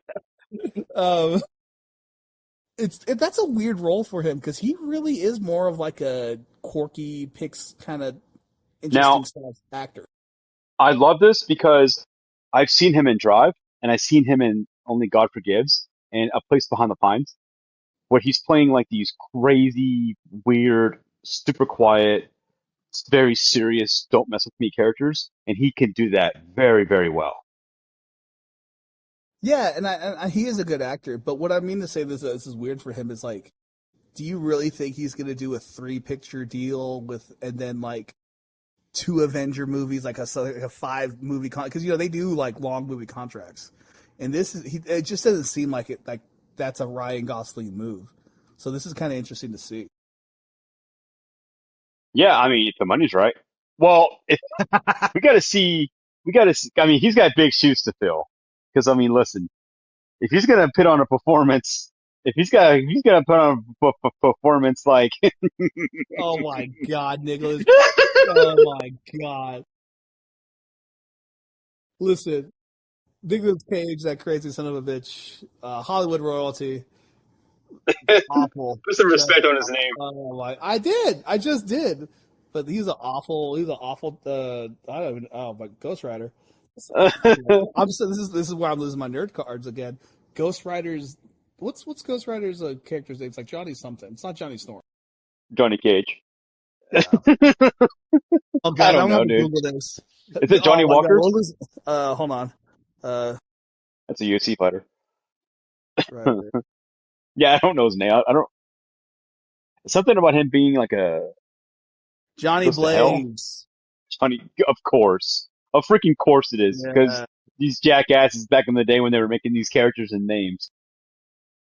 Yeah, yeah. I mean, that's why I was like, I know it's Johnny, but Johnny Storm kept coming to mind, but I know that's wrong. But Johnny Blaze, yeah, yeah, Johnny Blaze. And then there's the other Ghost Rider, who's in the muscle car, who's Mexican, which makes him a minority, which makes it okay. Let me Uh, guess. His name's El Diablo. that would have been cooler. Holy crap, would that have been cooler? The almost. But anyways, yeah. Um, that yeah, I don't know. Very interesting, interesting choice by Ryan Gosling. One of the biggest A name actors they've ever gotten for a movie role. I do kind of miss, and this will get into the Black Panther one, where you kind of they got kind of more no name actors, and the Black Yeah, Panther casting. This is gonna actually, I just said that, but this guy does not have the sauce. Like I don't know, like, and I mean, speaking about big shoes to fill, Chadwick Boseman, uh, definitely made those shoes really big, man. Because whatever this guy's yeah. doing, This good guy's luck. definitely not because I actually I mean I'm looking at them right now. I own pretty much every Chadwick Boseman movie that he's ever done. I was a huge fan of him when he was alive. R.I.P. Yeah, But yeah, yeah, this guy, I am a big fan of him. yeah. Same. Um, Good actor. Great the Long actor. Walk was absolutely amazing. I mean, you're talking about a movie that's Oh, you're like talking an about the hour new and a guy. half of people just walking, and you think, how could this be any good? Well, him and Philip Seymour Hoffman's son make the movie absolutely amazing, and he's such a good actor in it. And he Jeffrey also Seymour plays Hoffman. the android in the new Alien Romulus movie, where he's got like a child's mental state. He does really good as that character. But does this guy have the sauce, though? Do you know what I'm saying about it? Does this guy have the I'm aura, the really presence? I really like him, and I'm willing to give him the benefit of the doubt. I don't know, man. There's something about like just you either have it I or think you she'll do don't. better than his sister. Oh, you talking about the lady who plays Shuri, who is not his actual Yeah. sister, but plays his With sister. all due Yeah, respect, I thought that movie was bad. nice young lady, by the way. Very nice. She seems like a sweetheart. Cannot lead, can is not the lead actor. Lead actress. She can't really carry the movie.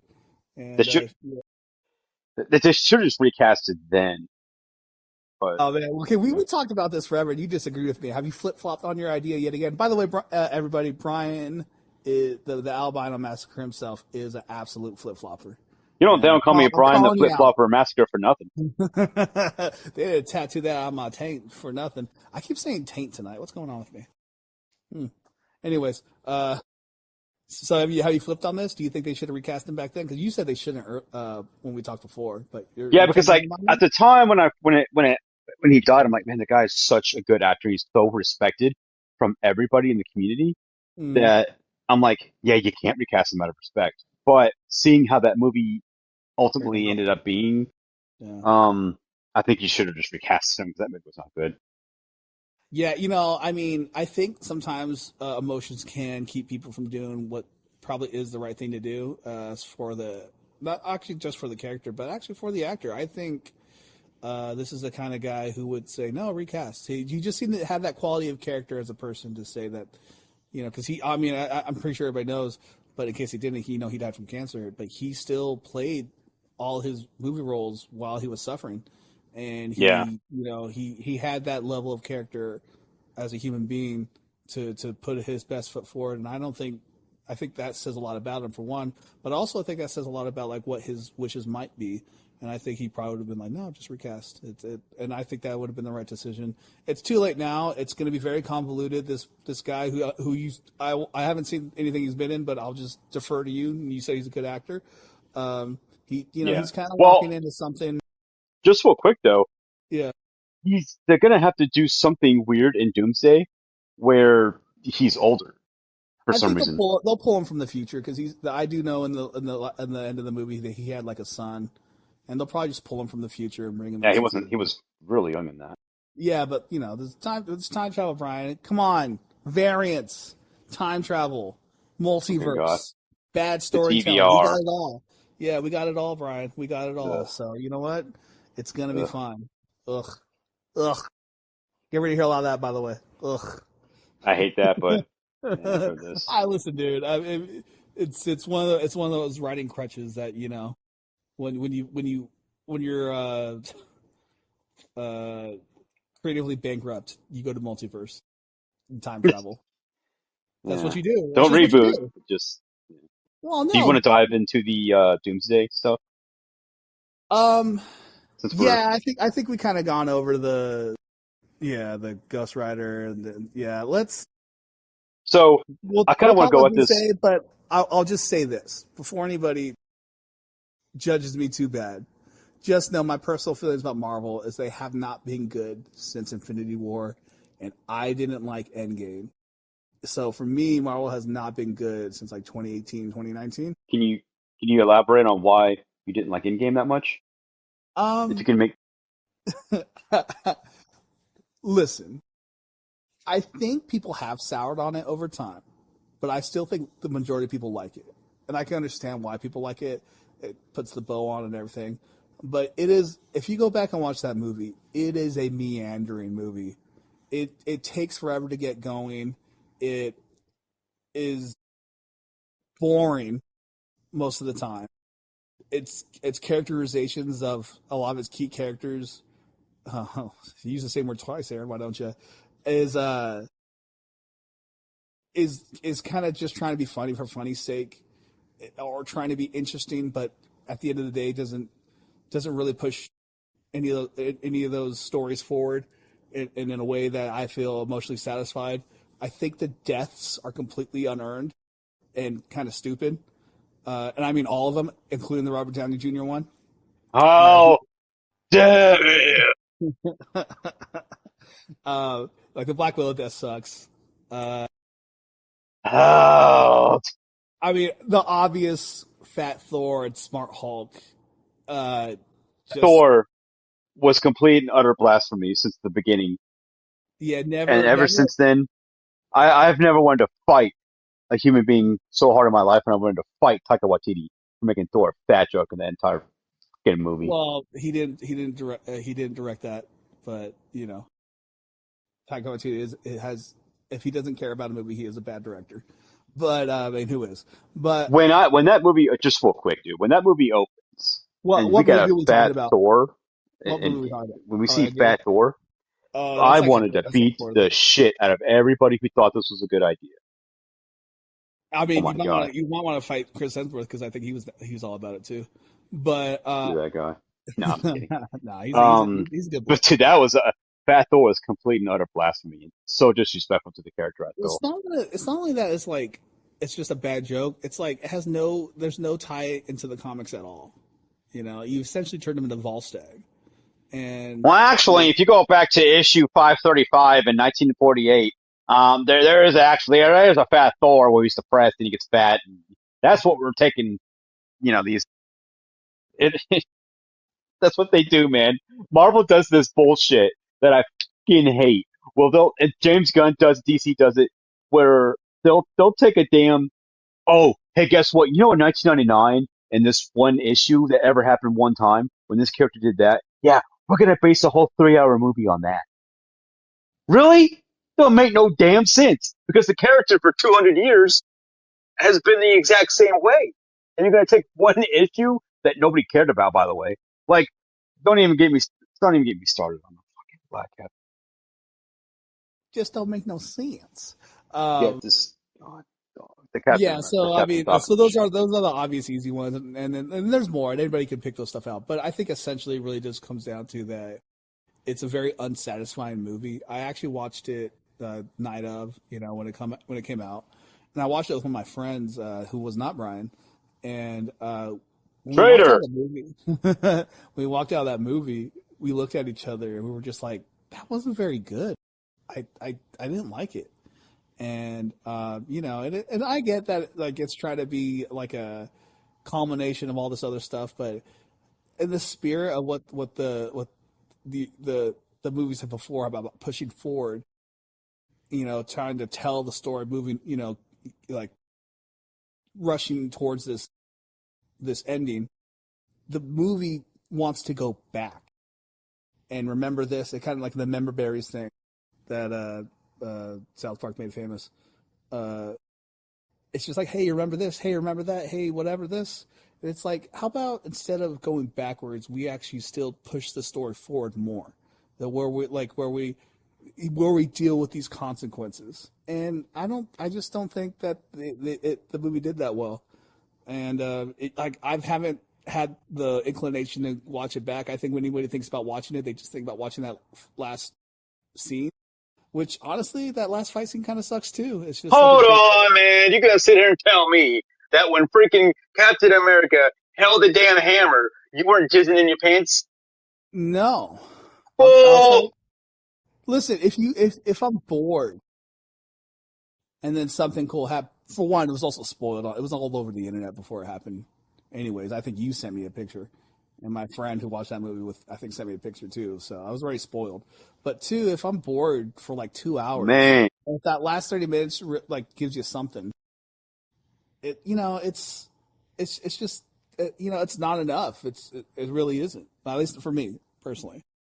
So when we're after taking this giant dump on Doomsday, I mean not Doomsday, Endgame. Ever since then, Marvel really has been not even hit and miss, just like way more misses than hits. And I think you and I, dude, they had one of. I mean, we could do an entire podcast on how shit and the we Eternals will, is. we'll do an entire podcast of what Marvel's been up to in the last like couple of years.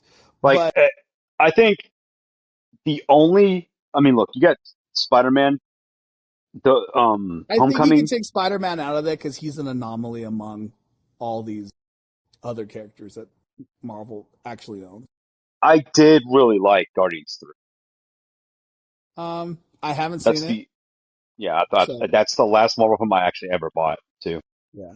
Well, but just to get into to the Doomsday stuff because we're going on a little long. I did not. I'm not hyped for the trailer at all, and I do realize I'm the minority. I think as far as I can tell, a lot of people are like really hyped by it, but I the track record has shown for me that this is not uh, a team I can trust to make a movie. Whoever the writers are, whoever they got, the directors, because their last movie that they did, not just the Marvel movie, but the last other movie they did wasn't all that great either. So they're not really on a winning streak. And you're telling me just because Robert Downey Jr. playing Doctor Doom, the most stunt casting thing I've ever heard of in a long time. When he played the best good guy, now he's gonna play the best bad guy. Well, I mean, him blocking Thor's, and I know there's an explanation. We'll get to that. We'll Uh, get to all this. yeah, we'll get to that. Uh, axe with two fingers and all that to try to create hype. It's like, oh, look how cool. And, I get this is like, in storytelling and wrestling and all that kind of stuff. You always try to make the villain look strong by beating someone or making someone who you already know as strong look weak. Someone like Thor, the Hulk, or whatever. If he can just beat them up, oh, how do we handle this guy? It's a bit of a crutch for storytelling, but I thought nothing. I felt nothing for that trailer. You show me a bunch of people who suck in the movies that I haven't liked, and then you give me the one character I like. You cut his hair again. Oh, remember Infinity War? You remember when Thor was cool? Well, we cut his hair again. That makes him cool again, right? But he's Right, guys, fit and right? strong in this one. Yeah, yeah, right, right. It's like you can't move forward. You just can't do it. You have to go. Remember this, remember that, and that's how you know. Like for me, that's all the signs I'm seeing. That's like, nah. You're asking me to remember stuff that was better. How about you create something good? But that's just my opinion, and I took 5 to 6 minutes on that. What about you, Brian? Yeah, it's very hard to get hyped for this movie because we don't have like why. Who is this guy? Like, let's just say you don't know who this person is from the comics, right? By the That's way, it. he's my favorite villain in all of comics. I have like He's a top a 10 for me. shoebox of 150, 200 plus of his comics. This is true, And actually. Long boxes, baby. um, it's like, why is he playing by RDJ? That's frustrating for me. For one, is are they going to make him a variant? All this, but by the way, all this stems because they couldn't. They should have just recast King. Everything was supposed to be King, and because of the allegations, they had to switch. Well, instead of just him Oh, I stopping totally the whole forgot entire about that. MCU, yeah, that's why they're doing him because the allegations of King, and they couldn't go through with all that stuff because they Talk about based, Marvel. Talk about Marvel being unforgettable. I completely forgot the whole reason they brought him dude, back. yeah, because Oh look, my they god. did the whole thing with him being in Ant Man Yeah. was it was Ugh. and the TVA. So Ugh. Loki season 2, he's the main bad guy at the end. There's I like think all these he's variants in of season King. one as well, but he's not really. Yeah, yeah, yeah. Yeah. He's at the end, And but gets stabbed, I guess. yeah, so because of the allegations, why not recast him? I don't know. That doesn't make any sense not to recast him because if there's different, if his whole thing is he's a variant of all these different characters from TVA and stuff, just And recast the guy, right? it sucked anyways. But go ahead. You're talking about we don't know about But it's like who this Doctor Doom is. at least with Thanos, there was build up to the character. Yeah. This is just a movie like bam, boom. Here's Doctor Doom, and then the new trailer shows Reed Richards and Invisible Girl like talking to him. So they act so okay. I guess they did know him because when you watch the Fantastic Four movie, they don't know him at all, or they don't talk about him or anything. Haven't seen it. Didn't look good. So It's is it very not good? mediocre. Oh I my thought it's god. just very mediocre Oh my god. personally. I mean, I'm Oh not my trying to hate god. on it because it's Marvel. I like. I don't go into these movies, by the way, wanting to hate it. When I go out and spend my money on in a movie theater, I don't want my time wasted or my money wasted. I want these movies to be good. It's, Well, I'm full of hate, and I love to go to movies to hate on them.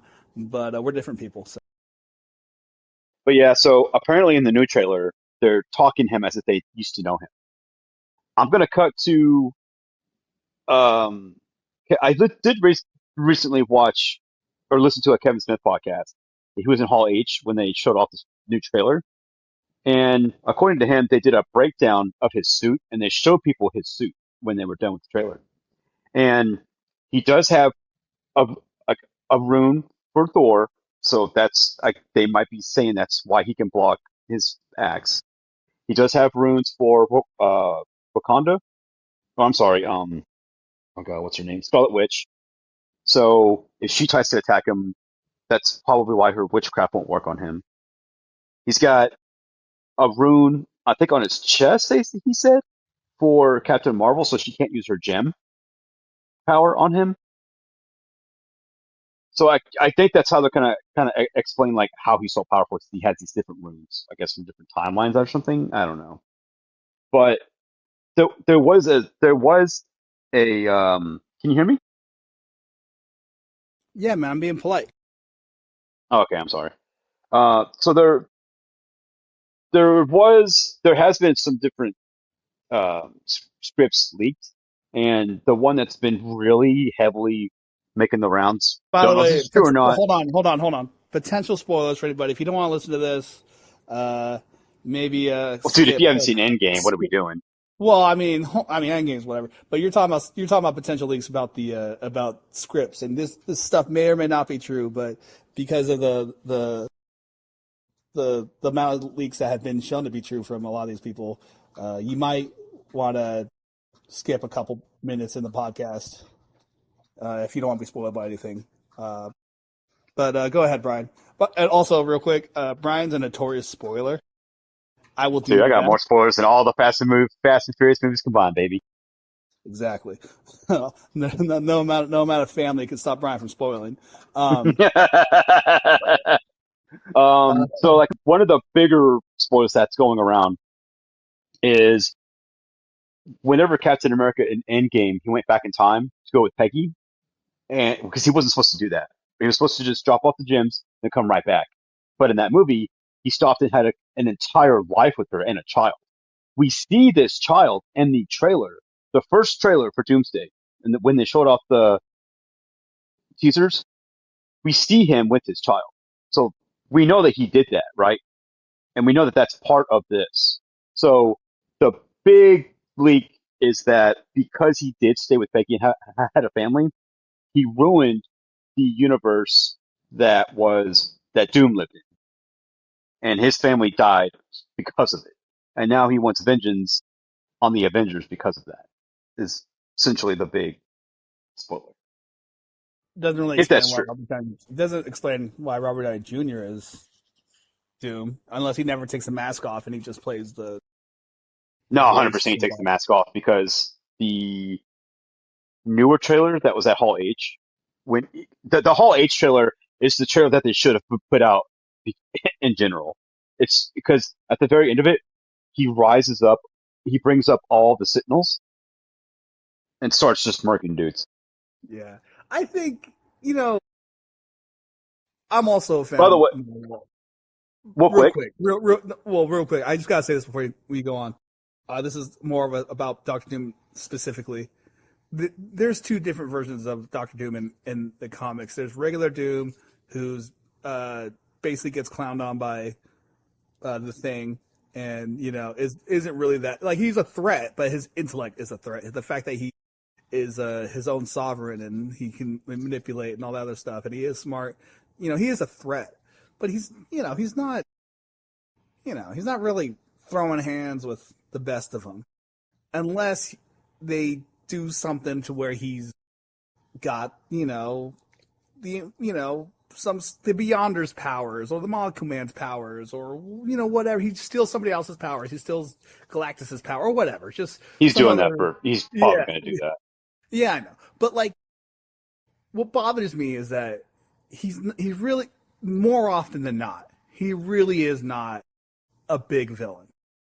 He's an important villain, and he's a very he's a cool villain, and he's a very interesting villain. Just like he's a great character, Victor Von Doom, and they're like this when anytime he does that in the comics, it's earned because we get to know what kind of man Doom is, We know and what kind of man he do.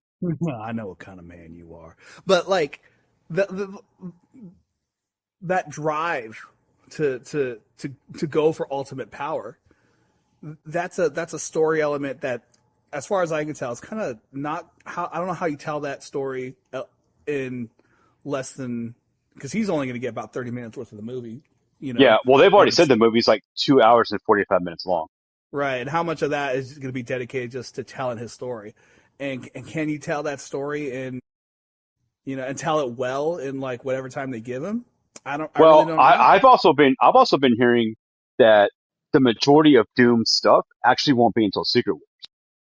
Yeah, and I mean, Secret Wars is its own thing. That's a very famous comic, but it seems to be like this. Sounds like this is Battle World, but the newer version where Doom I think takes the that's what this powers will of the be. new.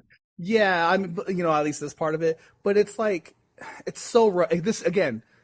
The problem with Marvel, just so rushed, just so rushed to try to tell these stories because they want to reclaim that magic. But I think that they forgot the lesson that they taught that no one else learned from early Marvel, which is like we take time to tell stories and we build up to something. But they haven't been doing that, and And, even though you have and an of amazing all character, things, to not rush this. yeah, and then of all characters to rush, Doom, who's a very deep character, not necessarily in his in his the fact that he is evil, but in the fact that there's a lot of layers to what makes Doom Doom, and to tell that story well it takes time and it takes you know more than one movie, uh, and I just it takes a good writer and a good team, and the Marvel team just hasn't been like back to what I said earlier, there hasn't been the team to do it as of late. So yeah, you can explain all what you want about how he's able to do whatever. But if the writing sucks and the storytelling sucks and the build up hasn't been good, it's really hard to be excited. And I know me and Brian are being big downers right now.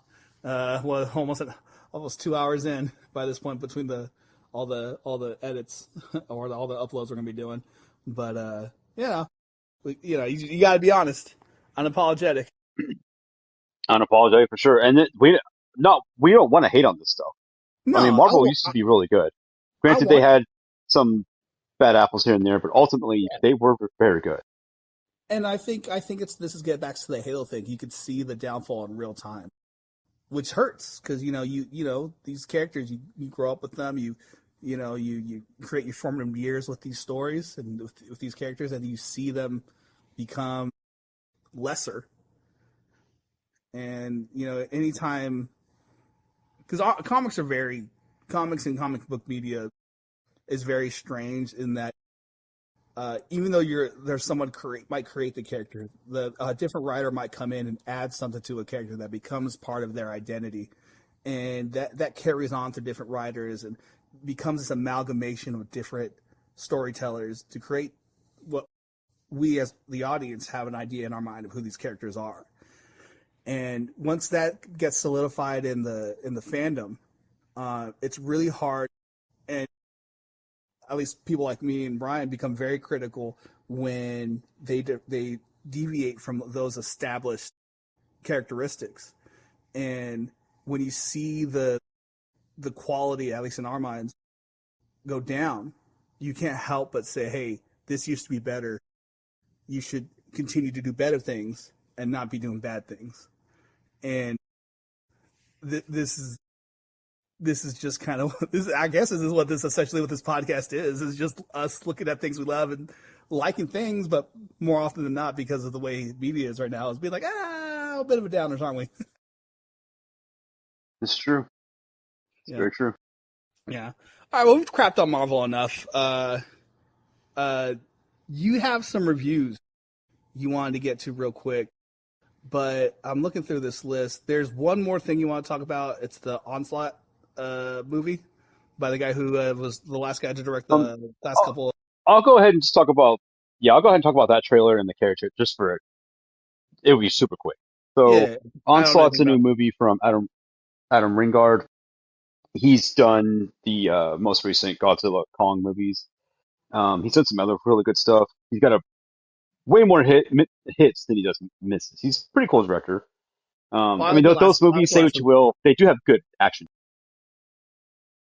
And this movie is basically, it looks like a smaller budget film. It's like basically there's these three people, like humans, that they've turned into super soldiers, and they're hunting down this girl, this lady for some reason. I couldn't really get why in the trailer.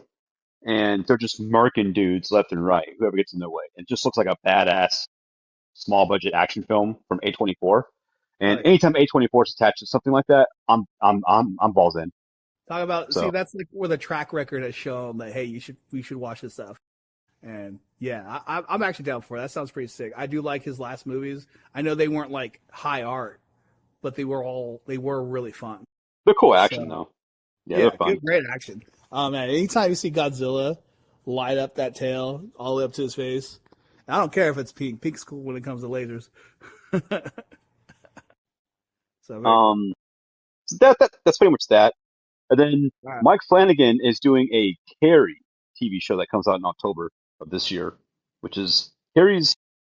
That's always been a cool book, cool Stephen King book. It's always, it's been redone a couple times. The last time it was redone, remade, it was okay. It wasn't terrible, but it wasn't all that great though either. You want to know that? You want to know a bad take? But yeah, go ahead. Oh, you just said the name. I've lost the name already. The writer Stephen King. Stephen King, overrated. Overrated, man. His movies Most are movies. books. Um, well, as a writer, he's overrated. Okay. But then again, I don't know because I have actually heard there is dissent among is Now, Stephen King a good writer? typically, something like a Carrie being remade, I wouldn't care. But I love Mike Flanagan. I think he does pretty good horror films. Was he done? Um, so he does a lot of Netflix stuff, like the House. The Haunting of Hill House. I'm sorry. Um, that was good. Brian, He oh House is a character in a TV show called House. he did He can't be a horror movie. sit the next one out. Uh, now this might be utter blasphemy, but I'm willing to die on this hill, and I'm willing to fight you in the boxing ring for 12 rounds for this. He'll He last. directed he directed Doctor Sleep. I think Doctor Sleep was a much come at me, bro. I know this horror's my thing. I'm just gonna get a lot of hate. I'm ready for it. I think Doctor Sleep is a much better film than The Shining. I've said it. I think Stanley Kubrick is overrated. Oh, I think Stanley oh. Kubrick's overrated.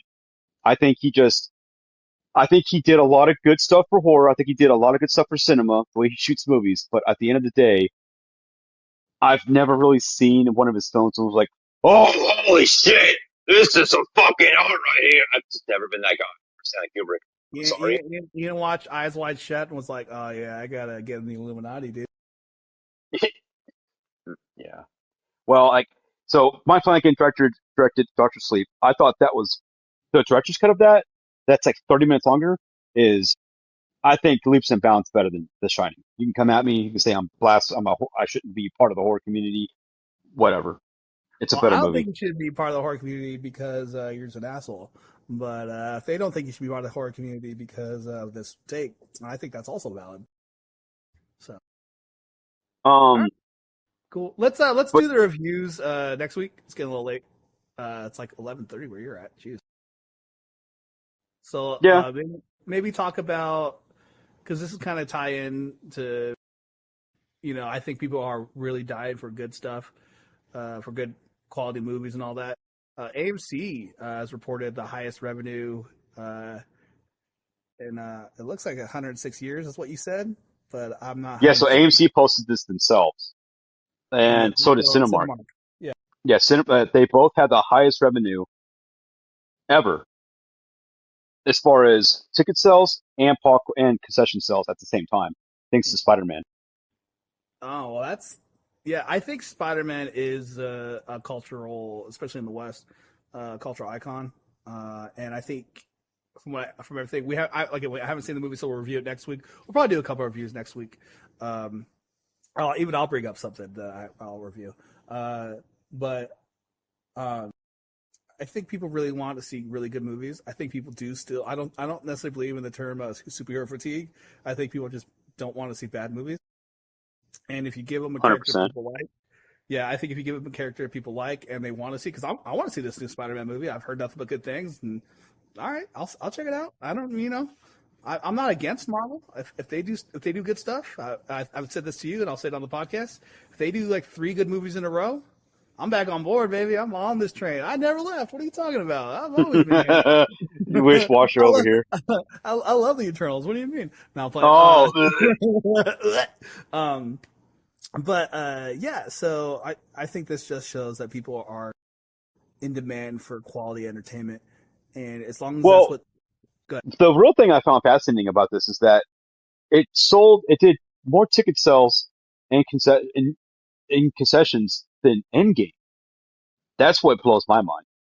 Well, I think this is like a return to form. I think that's what this is. It's a return to form, and they are completely 100% for it. And this is just the wave coming back in. When the wave recedes, it looks a little like there's nothing coming back, and then all of a sudden it comes back in, and it's like a tidal wave. And I think that's what this is. And again, people are starving for good entertainment. People there's an audience that wants to be pleased, for lack of a better term, myself included. I just want good media. I just want good entertainment. I just want good stories. I just want to be able to watch a movie and be in the world, transfixed on these characters. And I think a lot of people are. I want people want to have a good time. So I think this is what this speaks to. I really. You give the audience a character that they love. You give them a story that they like, and you create an environment that people want to go to. then I just that's all. That's the best way I could explain it. Yes, I would agree. Yeah. Yeah. Well, I mean, I think anybody by now is tired of listening, but uh, I have one thing, the one Aaron thing that I want to add to this list. Speaking of being in a world and I'm just Oh, there and I want to be there the whole time.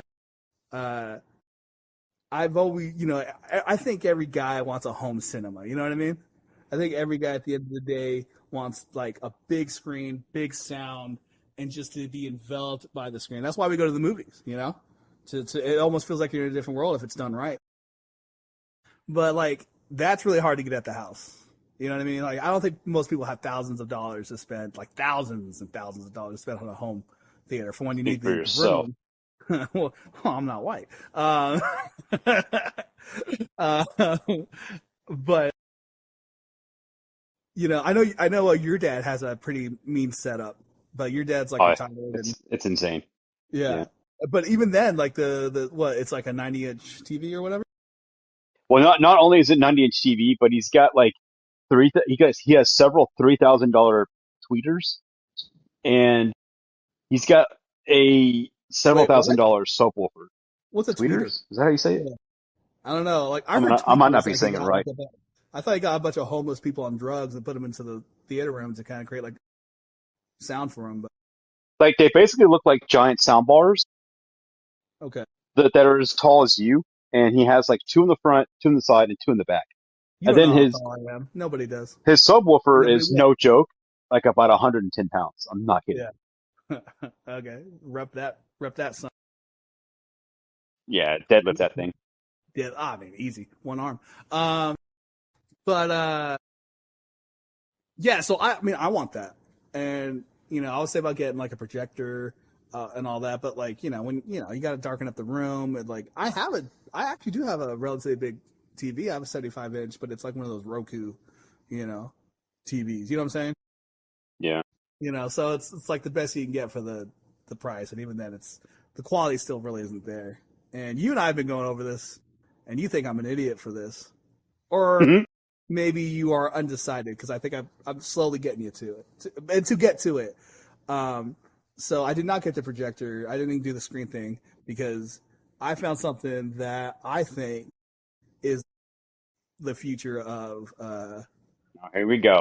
here is the future of how people This Ready might. Player One looking mother. You're ruining it. You're ruining it. Is how people might actually enjoy their entertainment. And I got the Quest 3 and the Meta Quest 3, the VR headset. And I've had it for like a week now. And it is by far one of the most enjoyable experiences as far as watching movies and television and YouTube. It is like having a personal home theater without having a personal home theater. And I mean, if I can evangelize and bring the good Why news to everybody about it, I don't you tell think. people what you're really doing with that thing? Tell them what kind of man you are. I'm not, but if you're of a certain type of persuasion, it might be very engrossing for you. But I would not recommend doing that. I would not recommend doing that. You heathens out there. But so in the MetaQuest, when I was watching Blade Runner and a couple other movies, it has like a almost like a cinema mode where like the screen gets almost like a miniature IMAX, but it's bigger than the walls in my room. Like it's kind of like stands, and you can readjust the size of where you want to put it and all that kind of stuff. But like it's like the screen gets so big I could barely see it out of my peripherals. And it's not all great, and I'll get into that. But the sound on these things are actually really good, and man, it is so much fun. And you really do feel like you're at the movies without being at the movies. And I'm having a great time with it. The one thing I will say that it's not perfect and it could get better, other than the fact that you have the thing strapped to your face, which is comfortable though. It's not that bad. I can't is answer. that maybe I don't know. It could dry out your eyes. It might. I don't know. I mean, we'll see. We'll see. Is that you kind of do look like you're kind of looking through goggles a bit, like your peripherals aren't quite there yet, and I don't know why they haven't made the. Of someone who, if anybody's listening, someone will tell me why the lenses can't be more oval than round, so that like your peripherals vision is uh, more more into the actual the headset. But yeah, a lot of fun. And I think if anybody tried it, they would be like, oh yeah, this is sick. And for just for context, you haven't gamed on it yet, right? Not yet. I do want to. But okay, so here's my thing. And this is where me and I think most people who play virtual games and all that would disagree. I don't think you should use it like the way they sell it. I think the way they sell it is dumb. The whole like standing up and playing Beat Saber, or oh, I'm in a game and you can see my Beat floating off saves. hands and you can shoot that. Now, like I mean, I will say if it would it does look cool like when you look at it, you kind of it has that depth of feel to it. But I think the best way to use it is really as like a big screen, just where you're looking, because how do I put this? Nobody wants to stand up and play a game for more than 5 minutes. I mean, we all had. I'm sure a lot of us had the Wii, and while that was fun for a bit, eventually you just get tired of that gimmick, and it is just a gimmick at the end of the day. But um, just the idea that it's just like a TV that you wear that is like relatively comfortable. They probably should get a different head strap design because they have other ones, but that one kind of is not the best. Um, yeah, it's very like immersive. And I do want to like set it up to my PlayStation or my PC and link it up and just have like the cinema screen, and I'm playing on the cinema screen with the sound being what it is and all that. And I think that would be probably the most fun I'll ever have playing a video game.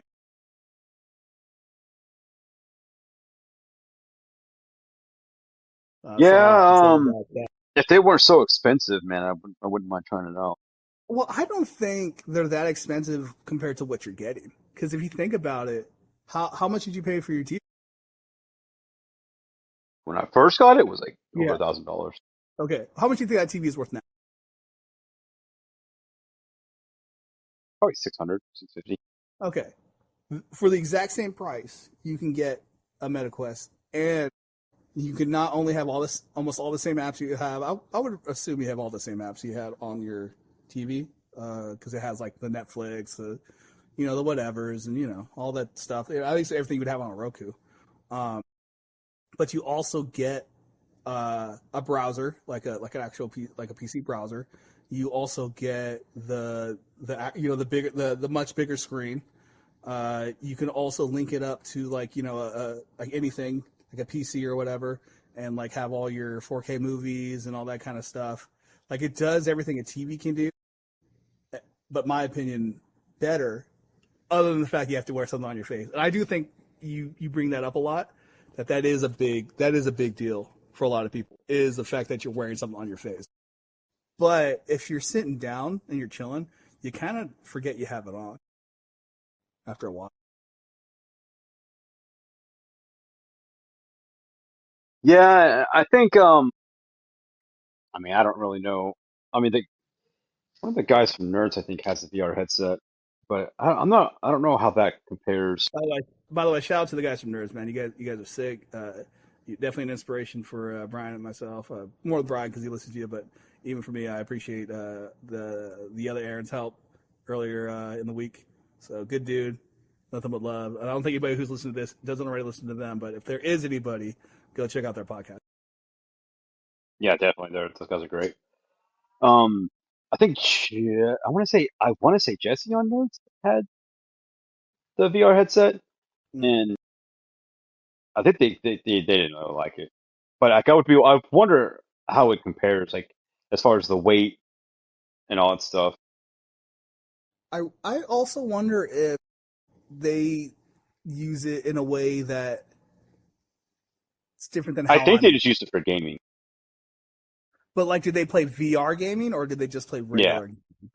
Okay, see, that's what I'm saying. I think VR gaming is a gimmick in the sense that you get the controls and you stand up and you move your head side to side. Like, I think that's gimmicky, and I think that doesn't work. I do, however, think that the depth of feel and the like when you are playing a proper VR game where you can see the whole world through these essential goggles, um, that is transformative. And I think if you got rid of the gimmick of I gotta stand up, I gotta do Beat Saber, I gotta do whatever. I keep taking a shit on Beat Saber. I know people love Beat Saber, but just to get the idea across that if you just had the camera the way it was in VR, but it's like a regular game. Whereas, like, you move the camera with a joystick and you move the characters around with like a regular controller, but it just has this much better view of whatever world you're in. I think people would enjoy that more.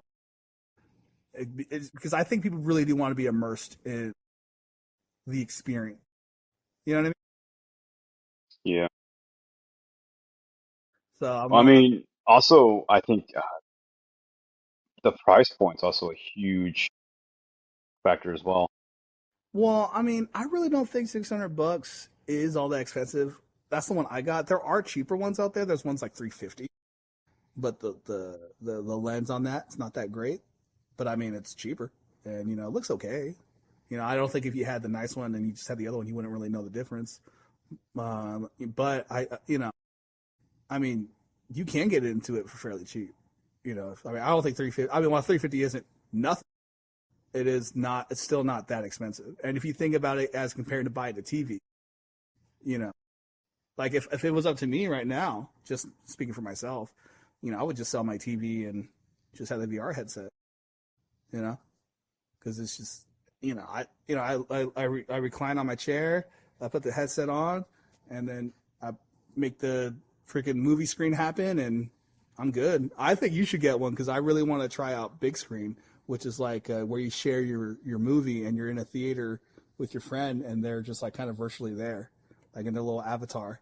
So I could literally look over at you, see your avatar. You could talk to me through the headset, and then we could both watch the exact same movie. I think that's cool. That'd be funny. That would be fun because I'm in the mountains and you're not. Although I think we've figured out from my my internet connection that might not be that might not be the best. You gotta get that Starlink, man. I might. It's not that expensive, but we hate Elon Musk here, don't we? Well, I know you don't like Tesla. I'll tell you that much. I don't like electric cars. I don't know if I hate. I mean, I don't know enough about the guy personally. I think he tries to do good things. I mean, look, the This isn't a guy's. political podcast, everybody. I was just trying to mess with No, no, people. no, no, no. I'm not saying I like him because he's like Trump or nothing stupid like that Yeah, by yeah. any means. I'm just saying I think there are millionaires out there that aren't doing anything, and I think he's made the electric cars, whether you like him or not. He does have Starlink, and he does. Go to I space. have read that he does give it to countries for free that cannot get the internet. All right. So, Well, like third world countries. this MetaQuest thing turned into Starlink discussion, but that's because of my terrible internet. So yeah, that's the one thing I wanted to bring into the podcast. Unless you have anything else to say, Brian, I think we can call it here. Yeah, I appreciate everybody listening. If you want to hit us up, we're on Discord at Unapologetic Nerds. Unapologetic Nerds on Instagram and Facebook. If you want to write any questions or anything, you can hit me up personally or Aaron or No, no, just no. the Do podcast. not bother me. Do not bother me ever. Do not talk to me. Okay. Do not pass go. Do not collect $200. You can talk to Brian, and if Brian says you're cool, I still won't talk to you. No, But yeah, you can hit me up I'm on the personally Discord. or just hit up the Discord. I have a questions for the podcast in that Discord. Um, this will be in 3 sections, just to let everybody know. I'm gonna try my hardest to get it into one, but if I can't, it'll be in 3 sections. We apologize. This has been going on for 1 hour and 10 minutes, so I wish you know things happen. Aaron's in the Well, mountains. What are you gonna do? wait. Didn't the other ones upload? they've uploaded to where I can put them on YouTube. Okay. Yeah. Well, we'll see how that goes. Again, sorry everybody. First podcast. Hopefully you don't hate us too much. We have nothing but love for you guys, or we hate you. I can't. So, we'll see. Yeah, hit us up on all of those social media. Leave us a comment on YouTube. Leave us a like, or leave us a dislike. Interaction's interaction, and let us know if we suck, why we suck. I'm actually very interested in those. All right. Have a week. Have a